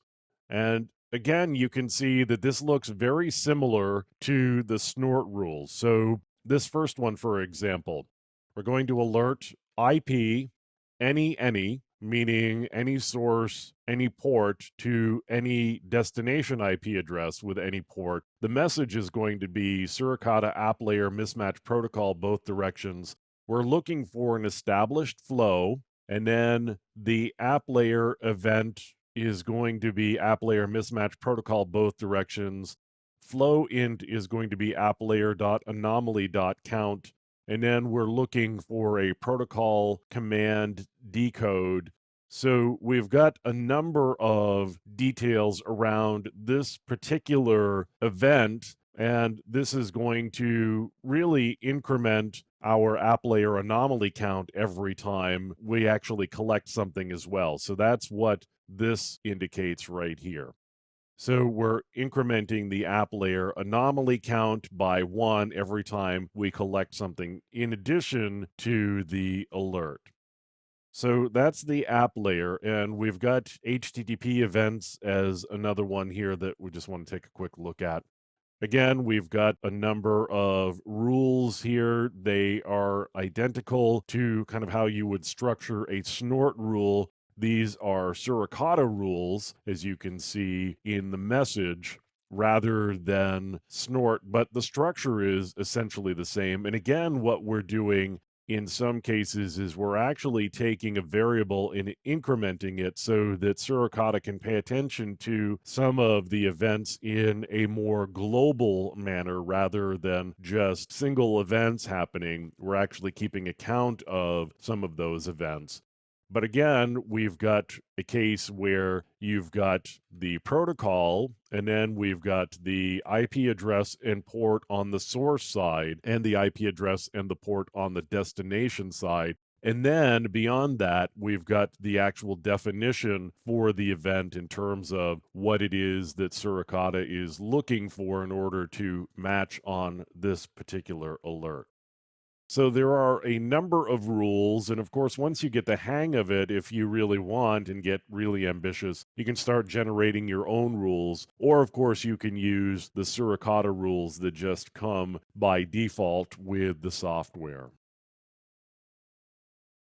Another type of network intrusion detection system is BRO. Now, BRO, the network security monitor, is different than some of the others we've looked at because Snort and Suricata both use a Snort rule set definition type, and BRO uses something entirely different.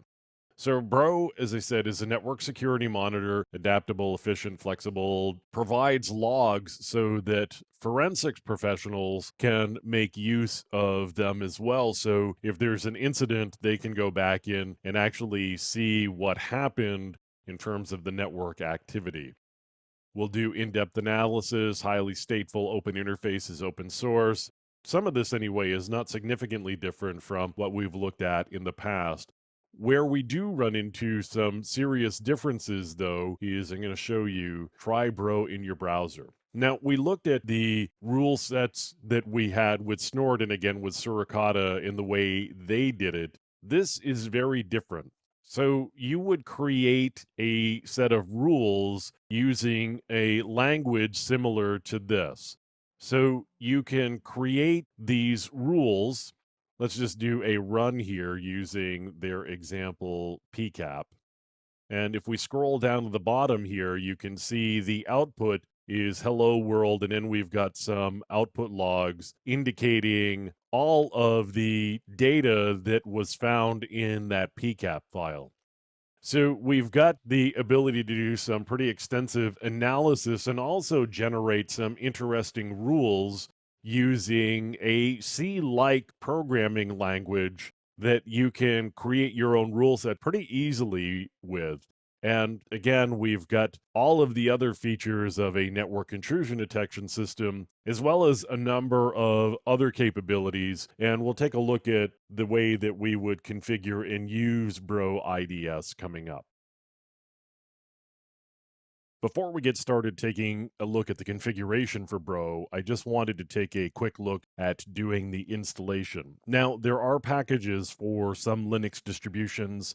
The package that you get installing Bro on an Ubuntu Linux system doesn't include all of the utilities that you might get if you were installing from source. So you can certainly install from source. The downside to installing from source is you have to install a number of dependencies. So you can see all of the dependencies here: libpcap, OpenSSL, bind8, libz, bash, Python, make, and then a C compiler. Now, if you're doing this on a production system, you don't want all of these dependencies there. So this is a case where you probably want to build a package somewhere else that includes all of the bits that you want and then install that package. Whether you've got a Debian system, you would want to do a .deb, or if you've got a Red Hat system, you'd need to create a .rpm. Whatever distribution you've got, you would need to create a distribution package that would be relevant to your particular system. Of course, you could also just make use of the Bro package that is included on the various distributions. Now, I've got one here that I have installed from source, and I installed it into /opt/bro. Inside, you can see we've got a bin directory, an etc directory, include lib logs, and so forth. The configuration is in the etc directory, as you might expect.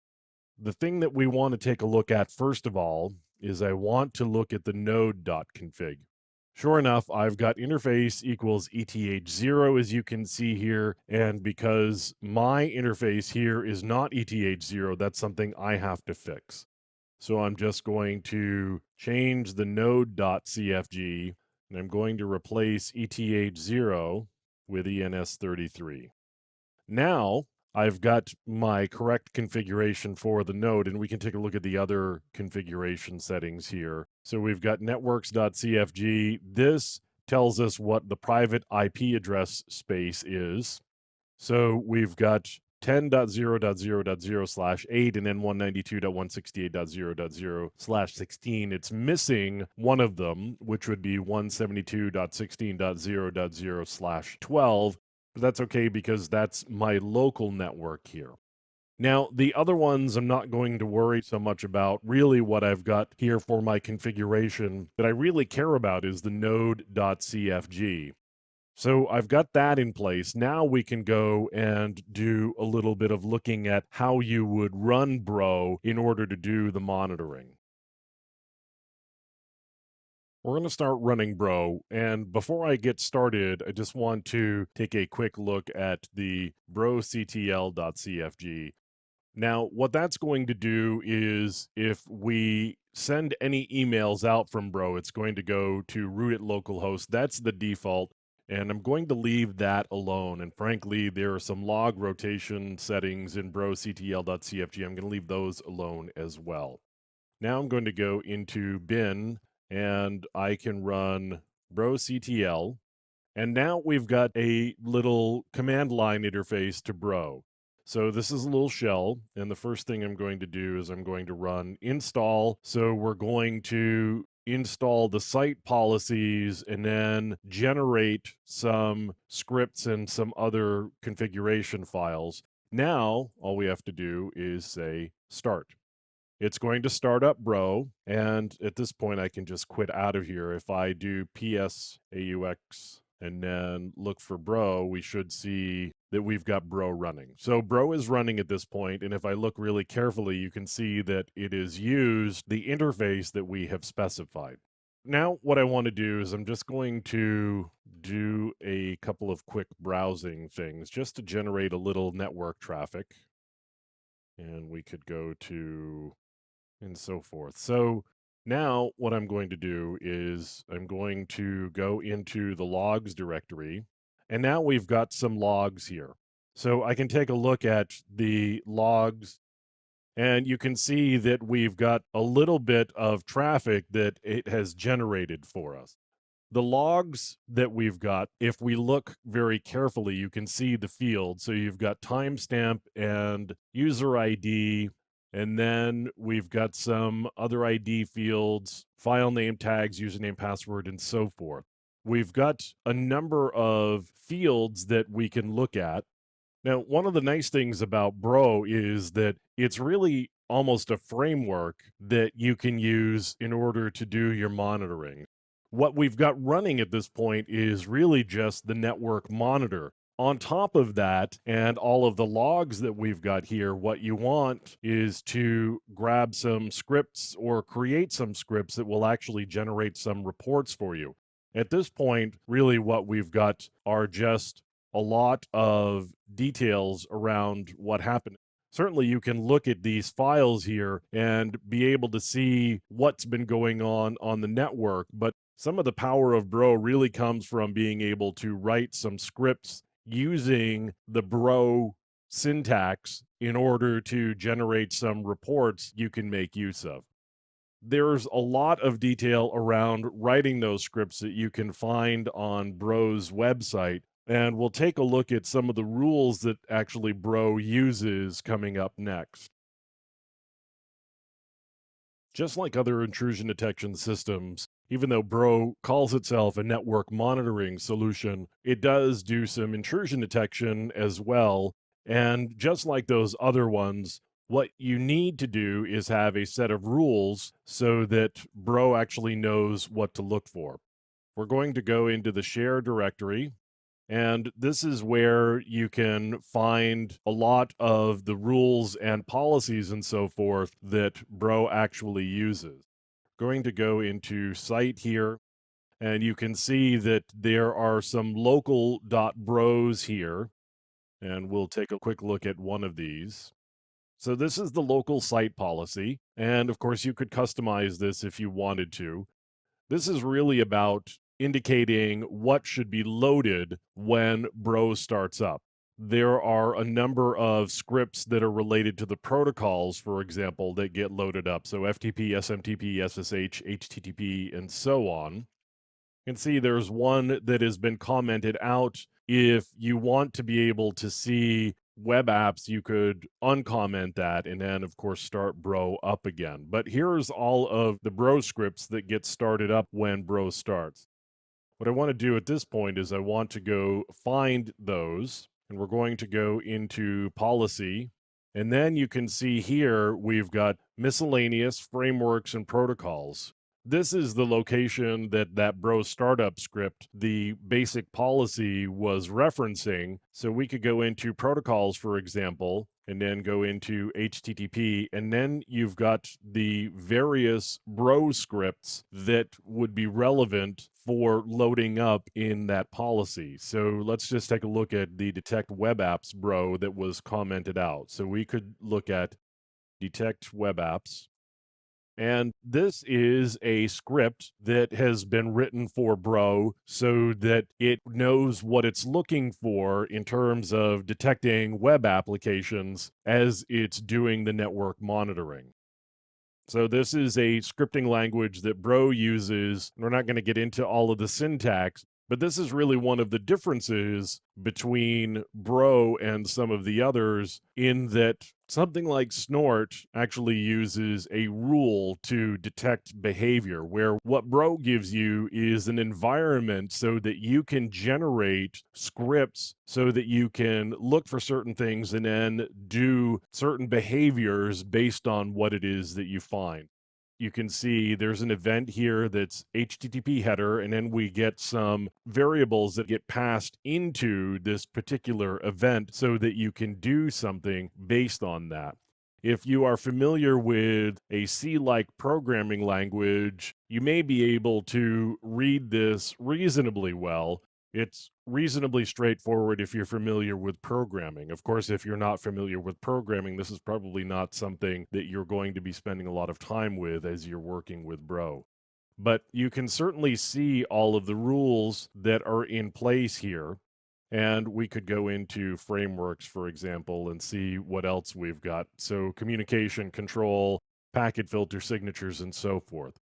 So if you want to work with rules in Bro, what you really want to do is get used to some of the scripting that you can do in Bro. And again, that's something that you can spend a fair amount of time learning. And you would typically do that by going to the Bro website and really working through some of their examples and looking through their documentation. There is an interactive environment on the Bro website so that you can actually interact directly with a working Bro instance without necessarily having to have one on your local system and play around there. Once you've got Snort installed, you do have a set of rules. What I want to do, though, is I want to make sure that I am updating those rules on a regular basis, because people are developing rules, particularly from the community, on a regular basis. And so what I need to do is I need to make sure that I'm grabbing the latest rules, because there are constantly new attacks being developed, and so there would be new rules that went along with that. Now, what I'm going to do is I'm going to use a piece of software called Oinkmaster. I can use Oinkmaster to actually download all of my latest rules. And I can do this when I want to. I could do it on a schedule, whatever makes the most sense here. So here's the Oinkmaster configuration file. And you can see here it's pretty big by default. For the most part, you're not going to change anything. The one thing that you will need to change, though, is you will need to make sure you have replaced, as you can see right here, Oink code with your real Oink code. And here, for example, is one with the Oink code in place. And here are a couple of others that I've actually put in with Oink codes. If you've got 2.9, you're going to use this URL. If you've got 2.7, you're going to use this URL, 2.8, and so on. I also uncommented the current one, meaning experimental, just because I like living on the edge a little bit. So you could also uncomment the emerging threats rules, which is known as bleeding snort. So I've got my configuration file, and if you are interested in knowing how to get an Oink code, what you would do would be to go to snort.org. Then you can register for an account. And once you get logged in, you would go to your account screen here or your account page, and then you can go to Oink code. You can also change your subscription level. This one happens to be free. You can also pay for a plan that would give you some additional features, including potentially additional sensors. So the Oink code is right there. This happens to be my Oink code, and you could regenerate them in order to get new Oink codes if you were doing another installation and you'd already used your Oink code. So I've got oinkmaster.conf right there that we have used. Now, what I would do next would be to just let me bring up the man page and we can take a quick look at this. So Oinkmaster is used to update Snort signatures, as you can see. And for the most part, you're going to specify the output directory. You could also specify a configuration file using the capital C. You could run in careful mode. You could do interactive mode. There are a number of other options, but Oinkmaster really is pretty simple. So in our case, what we would do would be to say our configuration is at oinkmaster.conf, and then our output is snort/rules. What Oinkmaster would do then would be to read the configuration file, download all of the rules that we have requested that it download, and then place them into Snort in the rules directory. So our Snort directory in the rules directory inside there would get all of the latest rules. And then as Snort is running, it is using all of the latest rules because we've put them into the rules directory for Snort to be able to use.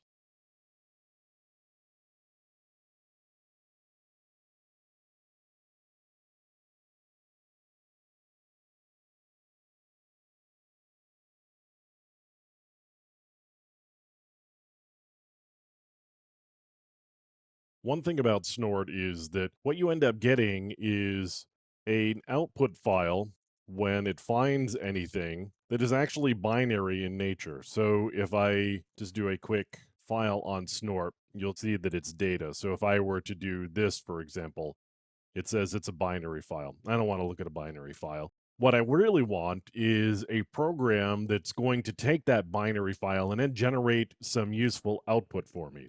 What I can do is I can install a program called Barnyard 2, and I'm going to take a look at the configuration file, and you can see the various output options. Now, there are a couple of things that you may want to look at. So in my case, I changed my SID file to community-sid-message.map. And there are a couple of other settings that I changed here as well. One of them is the interface.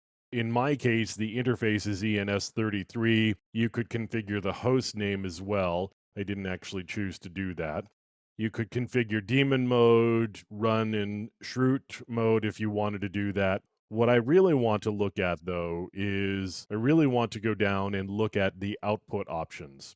First, we've got the input options, and this is actually pretty simple. Unified 2 is the only input that's supported, so that's going to be the one that we're going to use, and frankly, that's what Snort uses for its output. So I could use the common event format if I wanted to generate an alert there. So I would create a line that indicated what my output should look like based on common event format if that's what you're using locally. I could send alerts to Bro IDS, for example. I could uncomment this line and then send my alerts out to Bro. I can also do alert output fast, meaning that it's just going to use Snort's fast alert mode and it's going to write to the screen if we use std out here.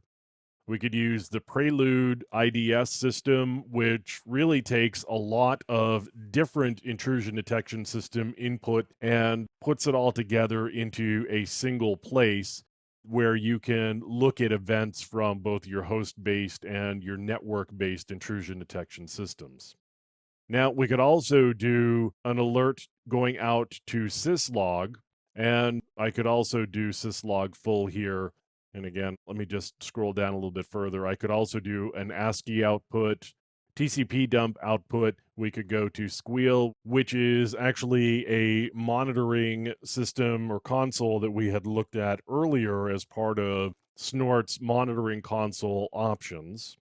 We could log to a database, and we could also go to Snort SAM and do some sort of blocking through remote services if you want to do that. So this is the entire configuration for Barnyard. Now, in the case of Barnyard, what I would do is I could run it in continuous mode. I could just run it once. What I might do here is just say Barnyard, and then my configuration file is user local etc barnyard 2, and then the location of all of my log files for Snort is actually right there. So I've run Barnyard, it generated some output for me. Again, if you want to run Barnyard in your local installation, you probably want to change some of the configuration settings in a way that are going to work better for you. For example, if you want to log to MySQL, you can use Barnyard to grab the Snort output and then dump it into a MySQL database, and Barnyard completely supports that. Certainly, technical intrusions are one thing that you need to worry about. And by technical intrusions, what I'm talking about are pieces of software, for example, a web server, DNS server, or something that gets compromised externally using a remote vulnerability. And then the attacker gets access to the system. More commonly, though, systems are compromised using viruses and Trojans and the various types of malware. What you will commonly get on your system, and I'm going to do it here on a Linux system just because sometimes people aren't aware that Linux and Mac OS also have antivirus. We're going to install ClamAV, and then I'll talk a little bit about the reason for actually using antivirus.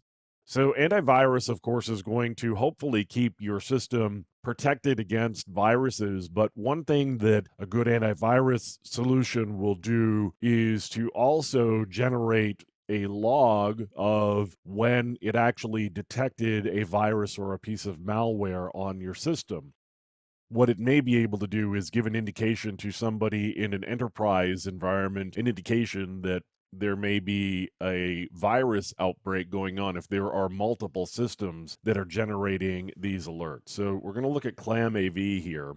I've got ClamAV, and the first thing that I need to do is I need to run FreshClam. And what FreshClam is going to do is it's going to download all of the latest rules. Typically, antivirus software, anti-malware software uses signatures. And what those do are they tell the antivirus software what a particular piece of malware looks like. There may be some collection of bytes that tell the antivirus software this is a Trojan or this is a virus of a particular type, meaning there's actually a name for it. or there's a family that's associated with it. So there are a collection potentially of viruses of the same family that have a variety of names, but the signature looks the same. What we're downloading now are all of the signatures that ClamAV needs in order to function.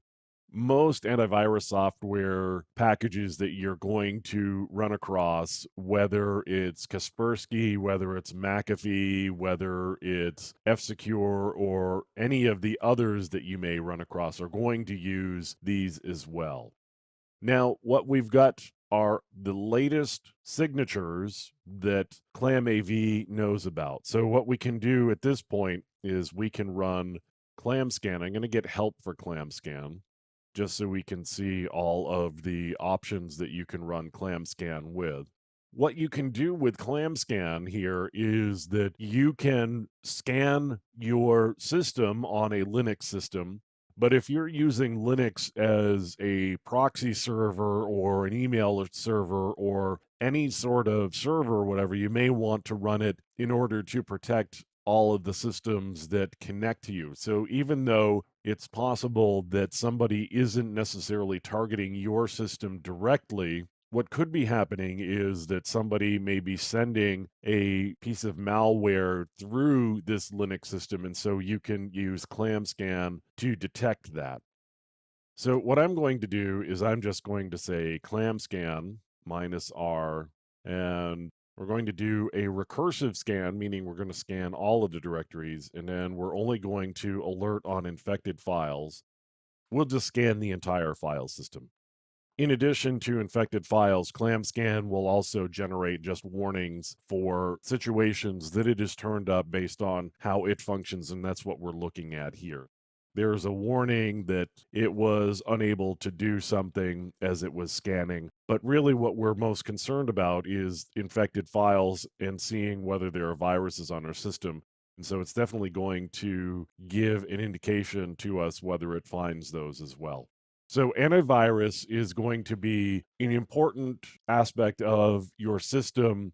Again, not only to keep you protected against malware that may be targeting your system, but also from an enterprise perspective to give an indication that there may be multiple systems that are being targeted, and that may be something that the security engineers may want to take a closer look at. If you're running an endpoint protection system, and there are many types of endpoint protection systems or many possibilities there. By endpoint protection, I mean a collection of software, for example, anti-spyware, anti-malware, and there may be a firewall involved. There may be a proxy for your web surfing, but the endpoint protection systems, which are becoming more common, may also include something called data loss prevention. Now, data loss prevention is really important, and you'll see immediately there are a number of ads that pop up in Google. Data loss prevention is a way to make sure that sensitive information that's critical to your business is not actually disappearing from your network.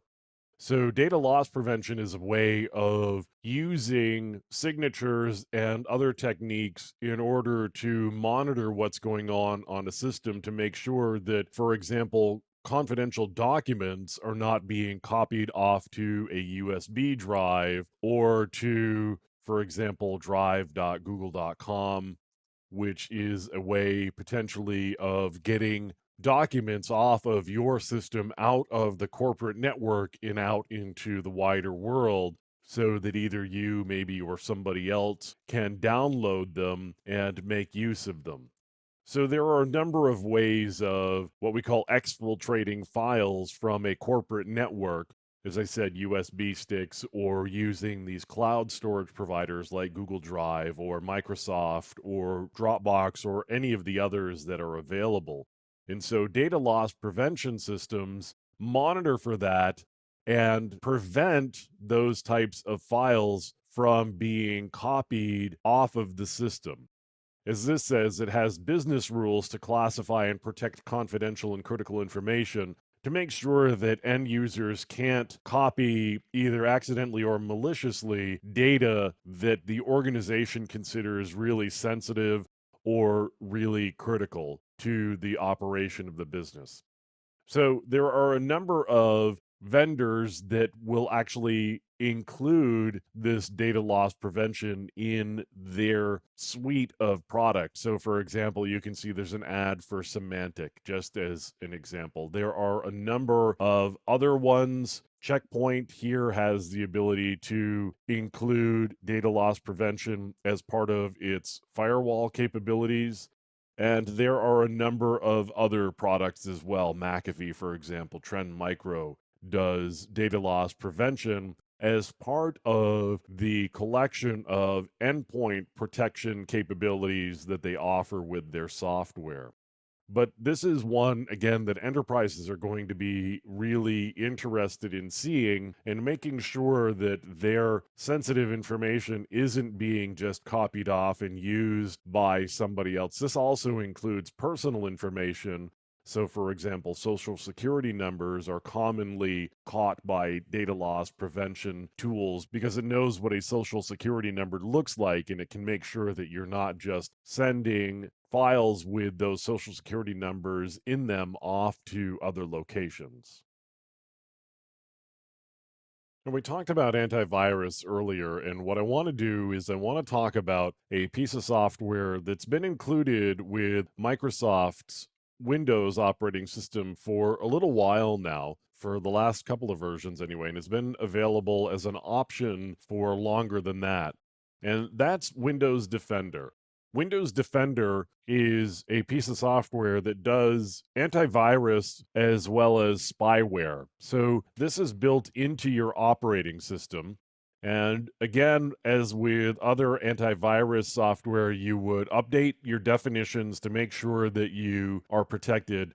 You can take a look at the history on your system of anything that Windows Defender has detected.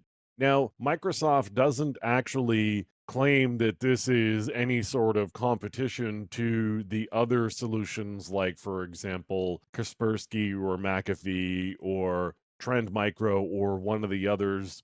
They are not putting a ton of resources into making sure that this is entirely robust, but it is a really good first line of defense that just comes with the operating system. And so, why not make use of it? You can see that it's got real-time protection, cloud-based protection, so you can send Microsoft information about potential security problems, and that means that you've got a number of people that are contributing to making this better. Same with automatic sample submission. Now, you can also create exclusions so that Defender won't scan those. So, for example, if I were a security engineer and I had Metasploit installed on my system, I wouldn't want Defender scanning that, for example, because it's going to turn up a bunch of issues in the Metasploit directory, and it's going to start deleting files or at least quarantining files that I don't want it to move around for me. So there are a number of settings here with Windows Defender. Again, you can turn on or off as you need to. It does do real-time protection, but you can also just do a quick scan if you felt like there was something weird going on in your system. And again, this will save you from, I've got to go get another piece of software immediately. You can do a quick sanity check and then check it out later with another piece of software. But keep in mind that you've got Windows Defender. If you're running Windows 8 or Windows 10, for example, you've got this installed by default and it's just running all the time, looking to protect you and also generating, again, we keep talking about logs, but it will generate an indication in the event viewer, the event logs, when something has happened so that somebody can later on go and if they're pulling those log files off, they can determine whether multiple systems across an organization are experiencing an issue with a piece of software or download or something that Windows Defender has identified that somebody should pay a little bit more attention to and go figure out what's going on. Certainly, you would typically use some sort of anti-malware solution as a way to protect yourself from viruses. You can also do other things. And we're going to show you one here that you can do on a Windows system. Now, typically what you would need to do in order to protect yourself from attack, not only using antivirus, but also using some form of protection for your running application. So what sometimes happens is an attacker may try to get control of one of your running applications and then insert their own code into that application to do things that you don't really want that application doing. On a Windows 10 system, I'm going to go to Properties by right-clicking on this PC under Windows System, and then I'm going to go to Properties. On other systems, it's going to be a little bit different, but basically you want to bring up Properties on your computer or this PC. I'm going to go to Advanced System Settings, and what I'm going to go to here is the Performance Settings, and hidden over there, you can see there are some visual effects that you can make changes to. We can also adjust the processor scheduling. That's not really what we're worried about. What we're worried about here is data execution protection. And what data execution protection is, it helps to protect your system from other malicious software getting access to the process space of any of your running processes. If you've got a program that takes input from a user, particularly a remote user, there is a possibility that what could happen is an attacker could send malicious code in and manipulate the process space in such a way that the process is then executing the attacker's code rather than the code that the program itself should be running. In Windows 10, data execution prevention is turned on. You could also say turn it on except for programs and services that I select. So it's on for all essential Windows programs and services. I could turn it on for all programs, except if I actually want to not have it check some programs that maybe it won't work very well for. So with data execution prevention, you've not only got your antivirus, which is going to use signatures, you're also going to have the operating system helping you to keep malicious software or malicious users from doing things with the program space of your running programs that you don't want it to do. And that can also help keep your system from getting under the control of an attacker somewhere. Now, we're going to take a look at a program that you may already have some familiarity with. You may have run the task manager from time to time. And what I'm doing here is I'm just right clicking on the taskbar at the bottom and then selecting Task Manager. Now, when Task Manager comes up, it will typically look like this. There will be all of the list of processes that you're running. What I'm going to do is I'm going to click more details here, and then I'm just going to blow the screen up to be full screen. So I've got a list of not only the applications that I am running as my user. In this case, I've got Chrome and Task Manager running. I have also got all of the background processes. So I can see all of the processes that are running on my system, and I can see how they are performing. So I can see not only the CPU utilization and the memory utilization, but also I can see the network utilization. And let me just actually go to a couple of web pages and we can pop back over here. And you can see that as it's doing something, the network utilization changes. So I can go back and do some additional clicking around here.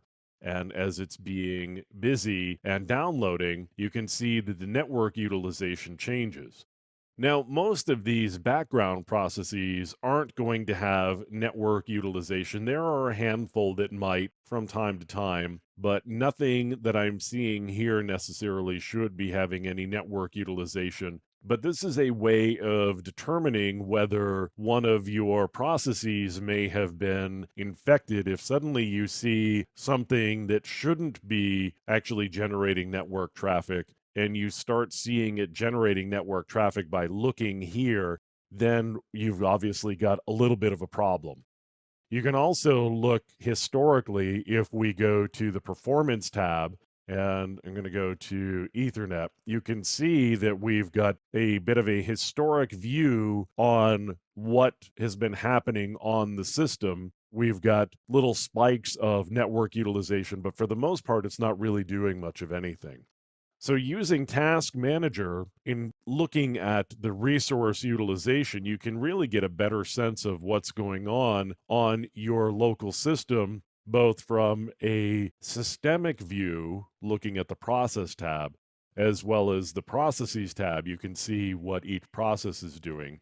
And then, of course, you can look at the application history and what has been running on your system and what sort of network utilization it has been generating. And that's a really helpful viewpoint as well. So you can see that we do have a handful of applications that have been using the network. For example, Cortana used a little bit of network at some point in its past. It's not an awful lot. Let's 0.8 megabytes. So not a lot there. But we do have the ability to really see what our applications are doing in Windows 10, and that's really valuable to determine what you expect to be seeing on your system versus what's actually going on. Spyware is definitely of pretty significant concern. Also, adware. And there are a couple of reasons for that. Of course, spyware is going to be monitoring for things that you do. Adware, sometimes in spyware, are related because adware may not only want to pop up ads, but pay attention to what you're doing so that the ads that can pop up or provide information back to the network that's responsible for it may just be paying a lot of attention to what it is you're doing. So, either way, these are things you want to pay close attention to. You can certainly do that using some sort of anti malware, antivirus. Another place that you want to be concerned about, though, is in your browser. The reason for that is because with some browsers, you can actually install extensions. So, for example, extensions on Chrome, I can browse the Chrome Web Store. I can get extensions, themes, games, apps. Sometimes some of these, particularly in the case of extensions, may actually have been corrupted or infiltrated or be doing things that maybe you didn't really expect them to do. And so you want to be really careful about the types of extensions that you have installed. If your browser starts to do strange things and you're using Chrome as an example, you should probably go to extensions in Chrome and just see what you've got installed and maybe start removing some of the extensions and just see if the behavior changes. Now, there are other browsers as well to be worried about. With the case of Internet Explorer, I'm going to bring up Internet Options here, and developers can install add ins that would work more or less systems wide on a Windows system. Now, on Internet Explorer, and of course, I could get to this through the control panel as well, but from Internet Explorer, if I bring up Internet Options, go to the Programs tab, and then Manage Add-ons, you'll see I've got toolbars and extensions there. So these have all been installed on this system. I've got the Java plugin. I've got Blog This in Windows Live Writer. And if I bring it all the way over to the side here, you can see architecture 32-bit, load time doesn't say, navigation doesn't say. Down below, we've got some additional information. So here, Oracle, and then we've got a version and a file date. I've also got search providers that have been installed and accelerators that have been installed as well. So sometimes you may get malicious software that gets installed as a browser extension. Sometimes this even gets through anti malware programs, depending on a number of different things, including the signatures associated with the anti malware program. Firefox also has the ability to install plugins. That's another browser that you can take a look at. If your browsing behavior starts to change, you may want to pay attention to the plugins or the extensions that have been added into either the browser or the system. So that's another area that you want to pay some attention to if your system starts behaving a little strangely.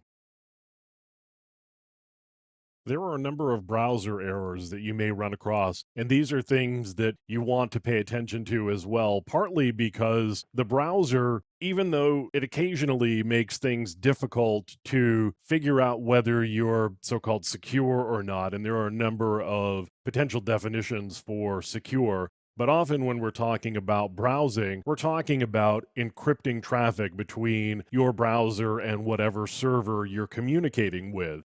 So when you get errors in your browser, sometimes it's a result of a problem with encryption. Now, there are several errors that you may get. One of the ones that has recently come around is a Diffie-Hellman error. So you may get a message from your browser saying the server has a weak ephemeral Diffie-Hellman key. And depending on the browser, you may either be allowed to continue onto the site or not allowed to continue onto the site. And you can see that there's actually a help forum question here about this particular error. This is an error that sometimes pops up, and again, the browser may or may not prevent you from going any further. What it has to do with is the potential for communication that you are transmitting eventually being decrypted so that it could be read in the clear. So there are several other errors that you may get on your browser. You could get a certificate error not being trusted. So you might get something like this: server certificate is not trusted. You might see site security certificate is not trusted. There are a handful of reasons for this as well.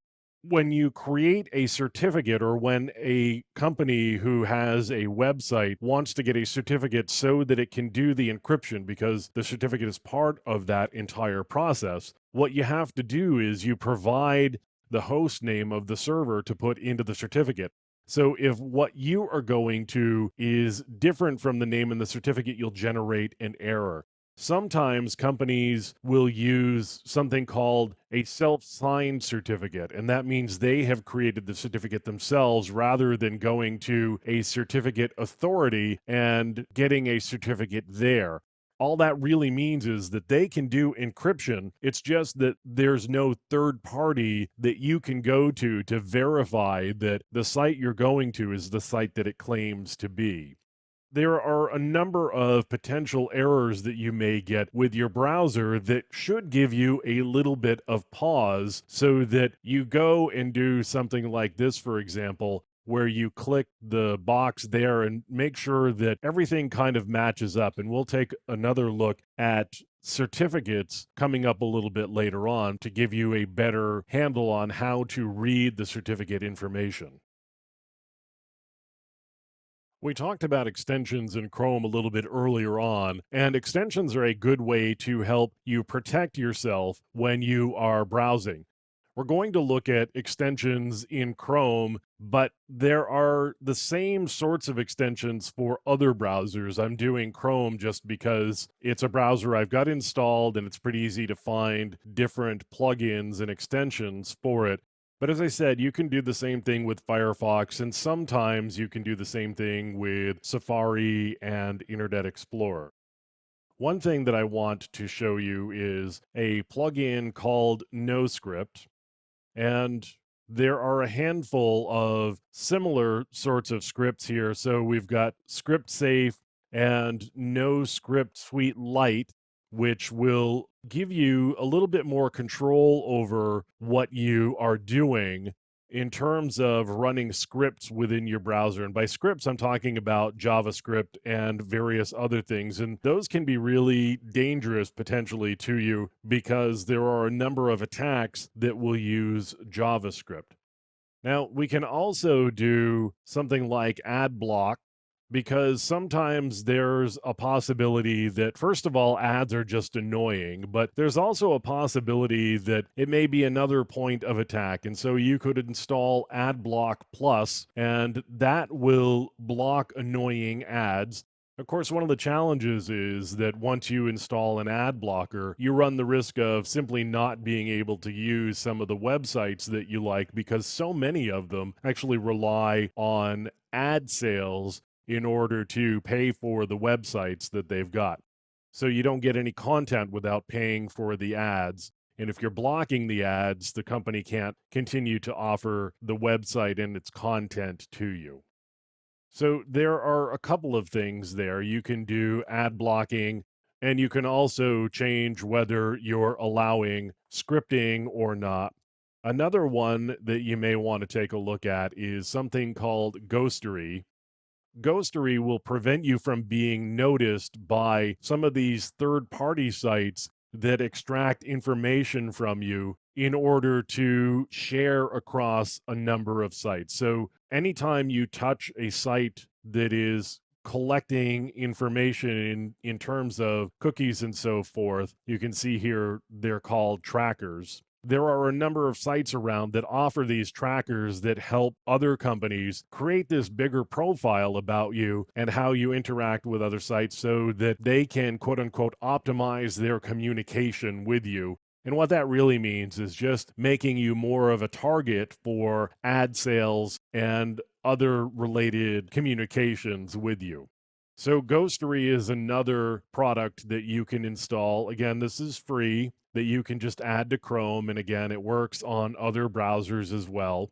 So, there are a number of things that you can do in terms of better protecting yourself using extensions. And of course, there's always the make sure that the websites that you're going to are clean, meaning that they are ones that you know something about or that you trust, and you're not just taking somebody's word, particularly somebody that you don't know. Like you get an email and it says, go to this website because it looks awesome.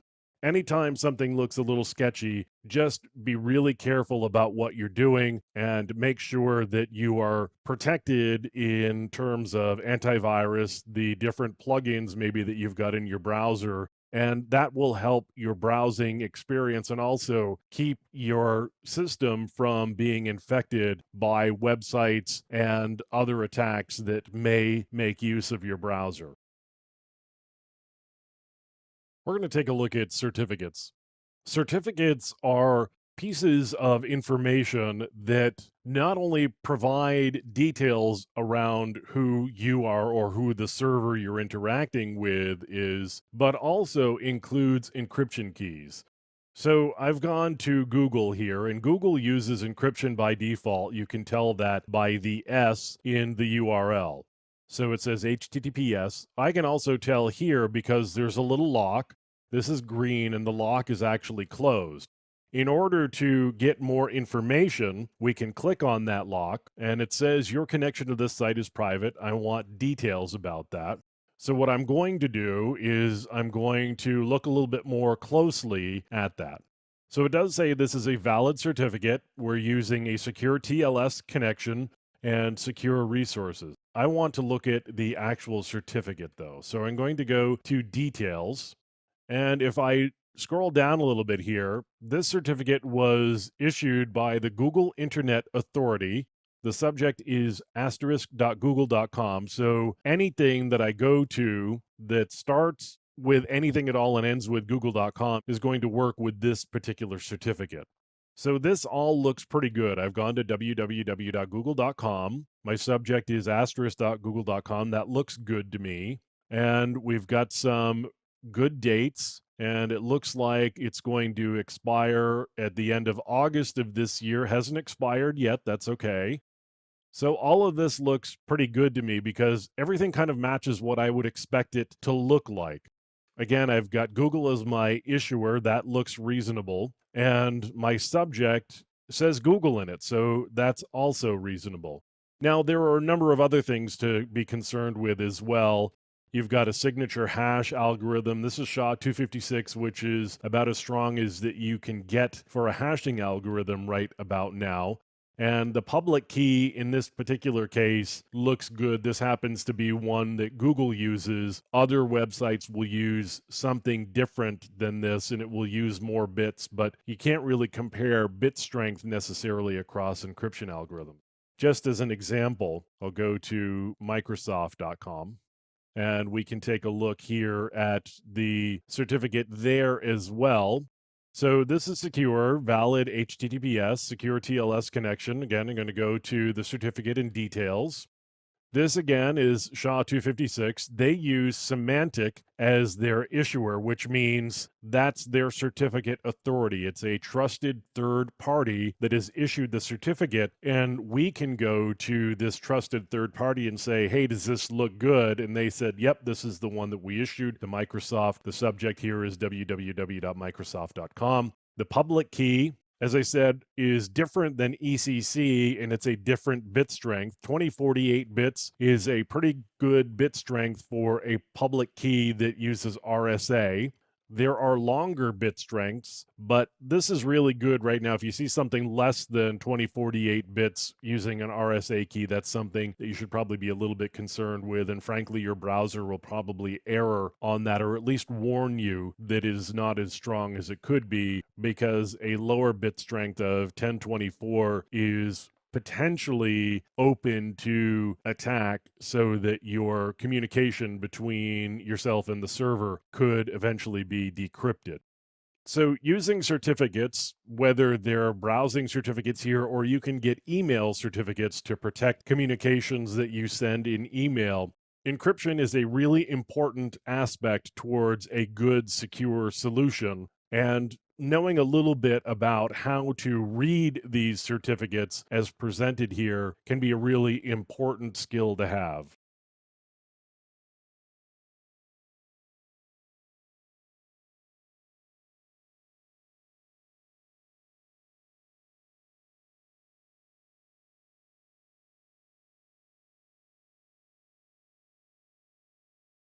When you're looking at potential issues with respect to intrusions, being able to read some email headers is a really important skill. Now, I've got a set of email headers for something that actually dug out of my junk folder, so I already know this is suspect. But I'm going to go through this really quickly. I'm going to highlight some areas of these headers that are a little bit suspect to me. So as I scroll through here, we've got received from, received from, received from.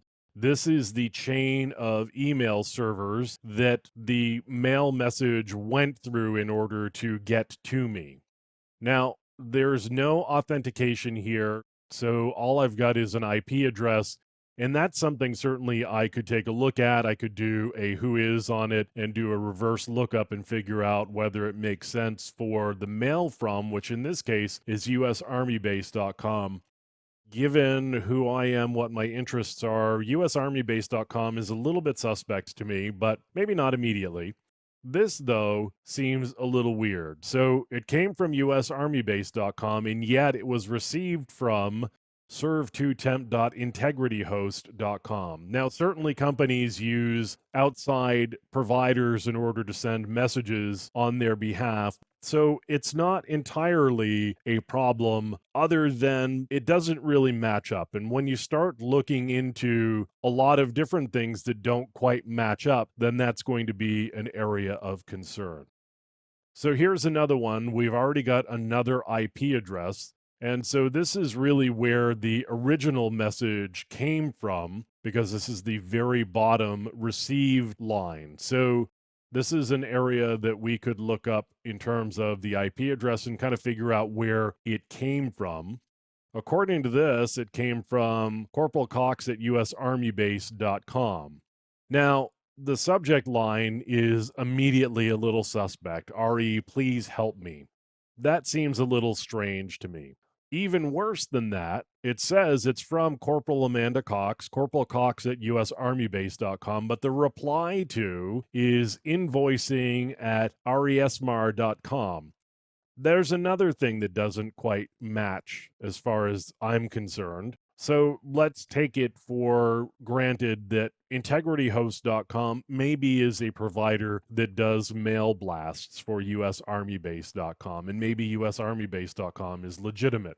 When you start seeing a reply to that makes absolutely no sense at all, that's really something that you want to take a little bit closer look at. And maybe if it hadn't been junked for me already, I would look at these headers and say, I don't trust that at all. Certainly the message, when I got down to the message, was pretty clear that, yeah, I don't really trust this. If I were questioning it all, I would go to the headers and I would start looking at the IP addresses that were part of the chain that were servers that I didn't know. So the top servers here are Outlook.com. Those are ones I'm familiar with. That's okay. Microsoft happens to host my email, so that's all okay.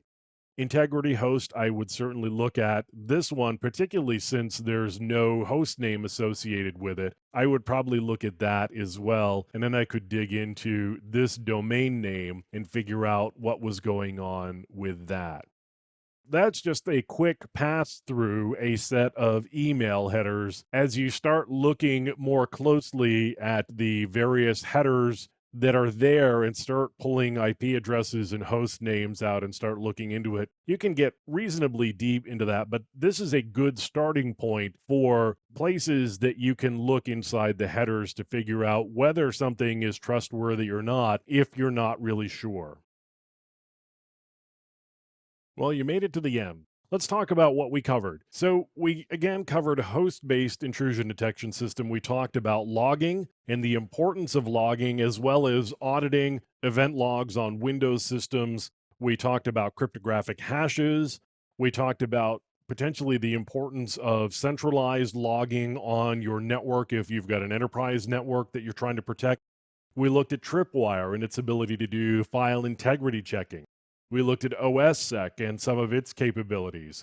And we compared those with Samhain and getting Samhain up and running to be able to do host based intrusion detection as well.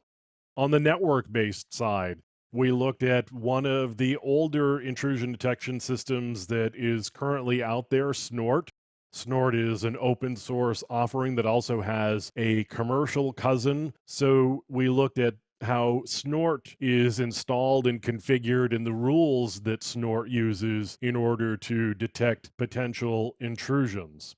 We looked at Suricata and how it relates a little bit to Snort, particularly on the rules side. We looked at Bro IDS, which is a network monitoring solution that also does some intrusion detection and really the potential to do a lot of expansion with Bro IDS because of the scripting potential that you've got with Bro IDS. So you can generate reports and alerts doing a whole host of things with Bro just because of the scripting foundation that it has built into it. We created some network captures and we also used Snort to run through some of those network captures in order to do some detection there. We looked at various plugins on the browser side, as well as some alerts and errors that the browser will do. We looked at certificates and we looked at antivirus solutions. We also looked at data loss prevention and the importance of data loss prevention, particularly to organizations that have sensitive information that they don't want leaving the building. We also looked at how to read email headers. So we covered a fair bit of ground pretty quickly, and certainly a good way to get started is to be able to just grab some of these tools for yourself and install them and get a feel for how they work.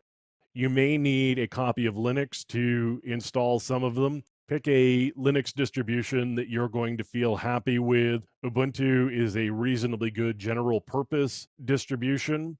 Debian is another good one. If you like, you can certainly go to Fedora Core or Red Hat Enterprise Linux or CentOS. There are a number of really good Linux distributions that are out there that can get you started.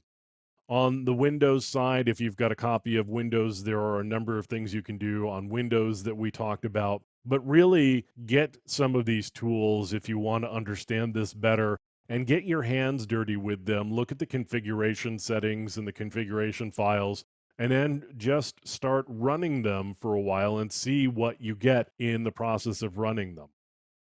And that's really the end of it.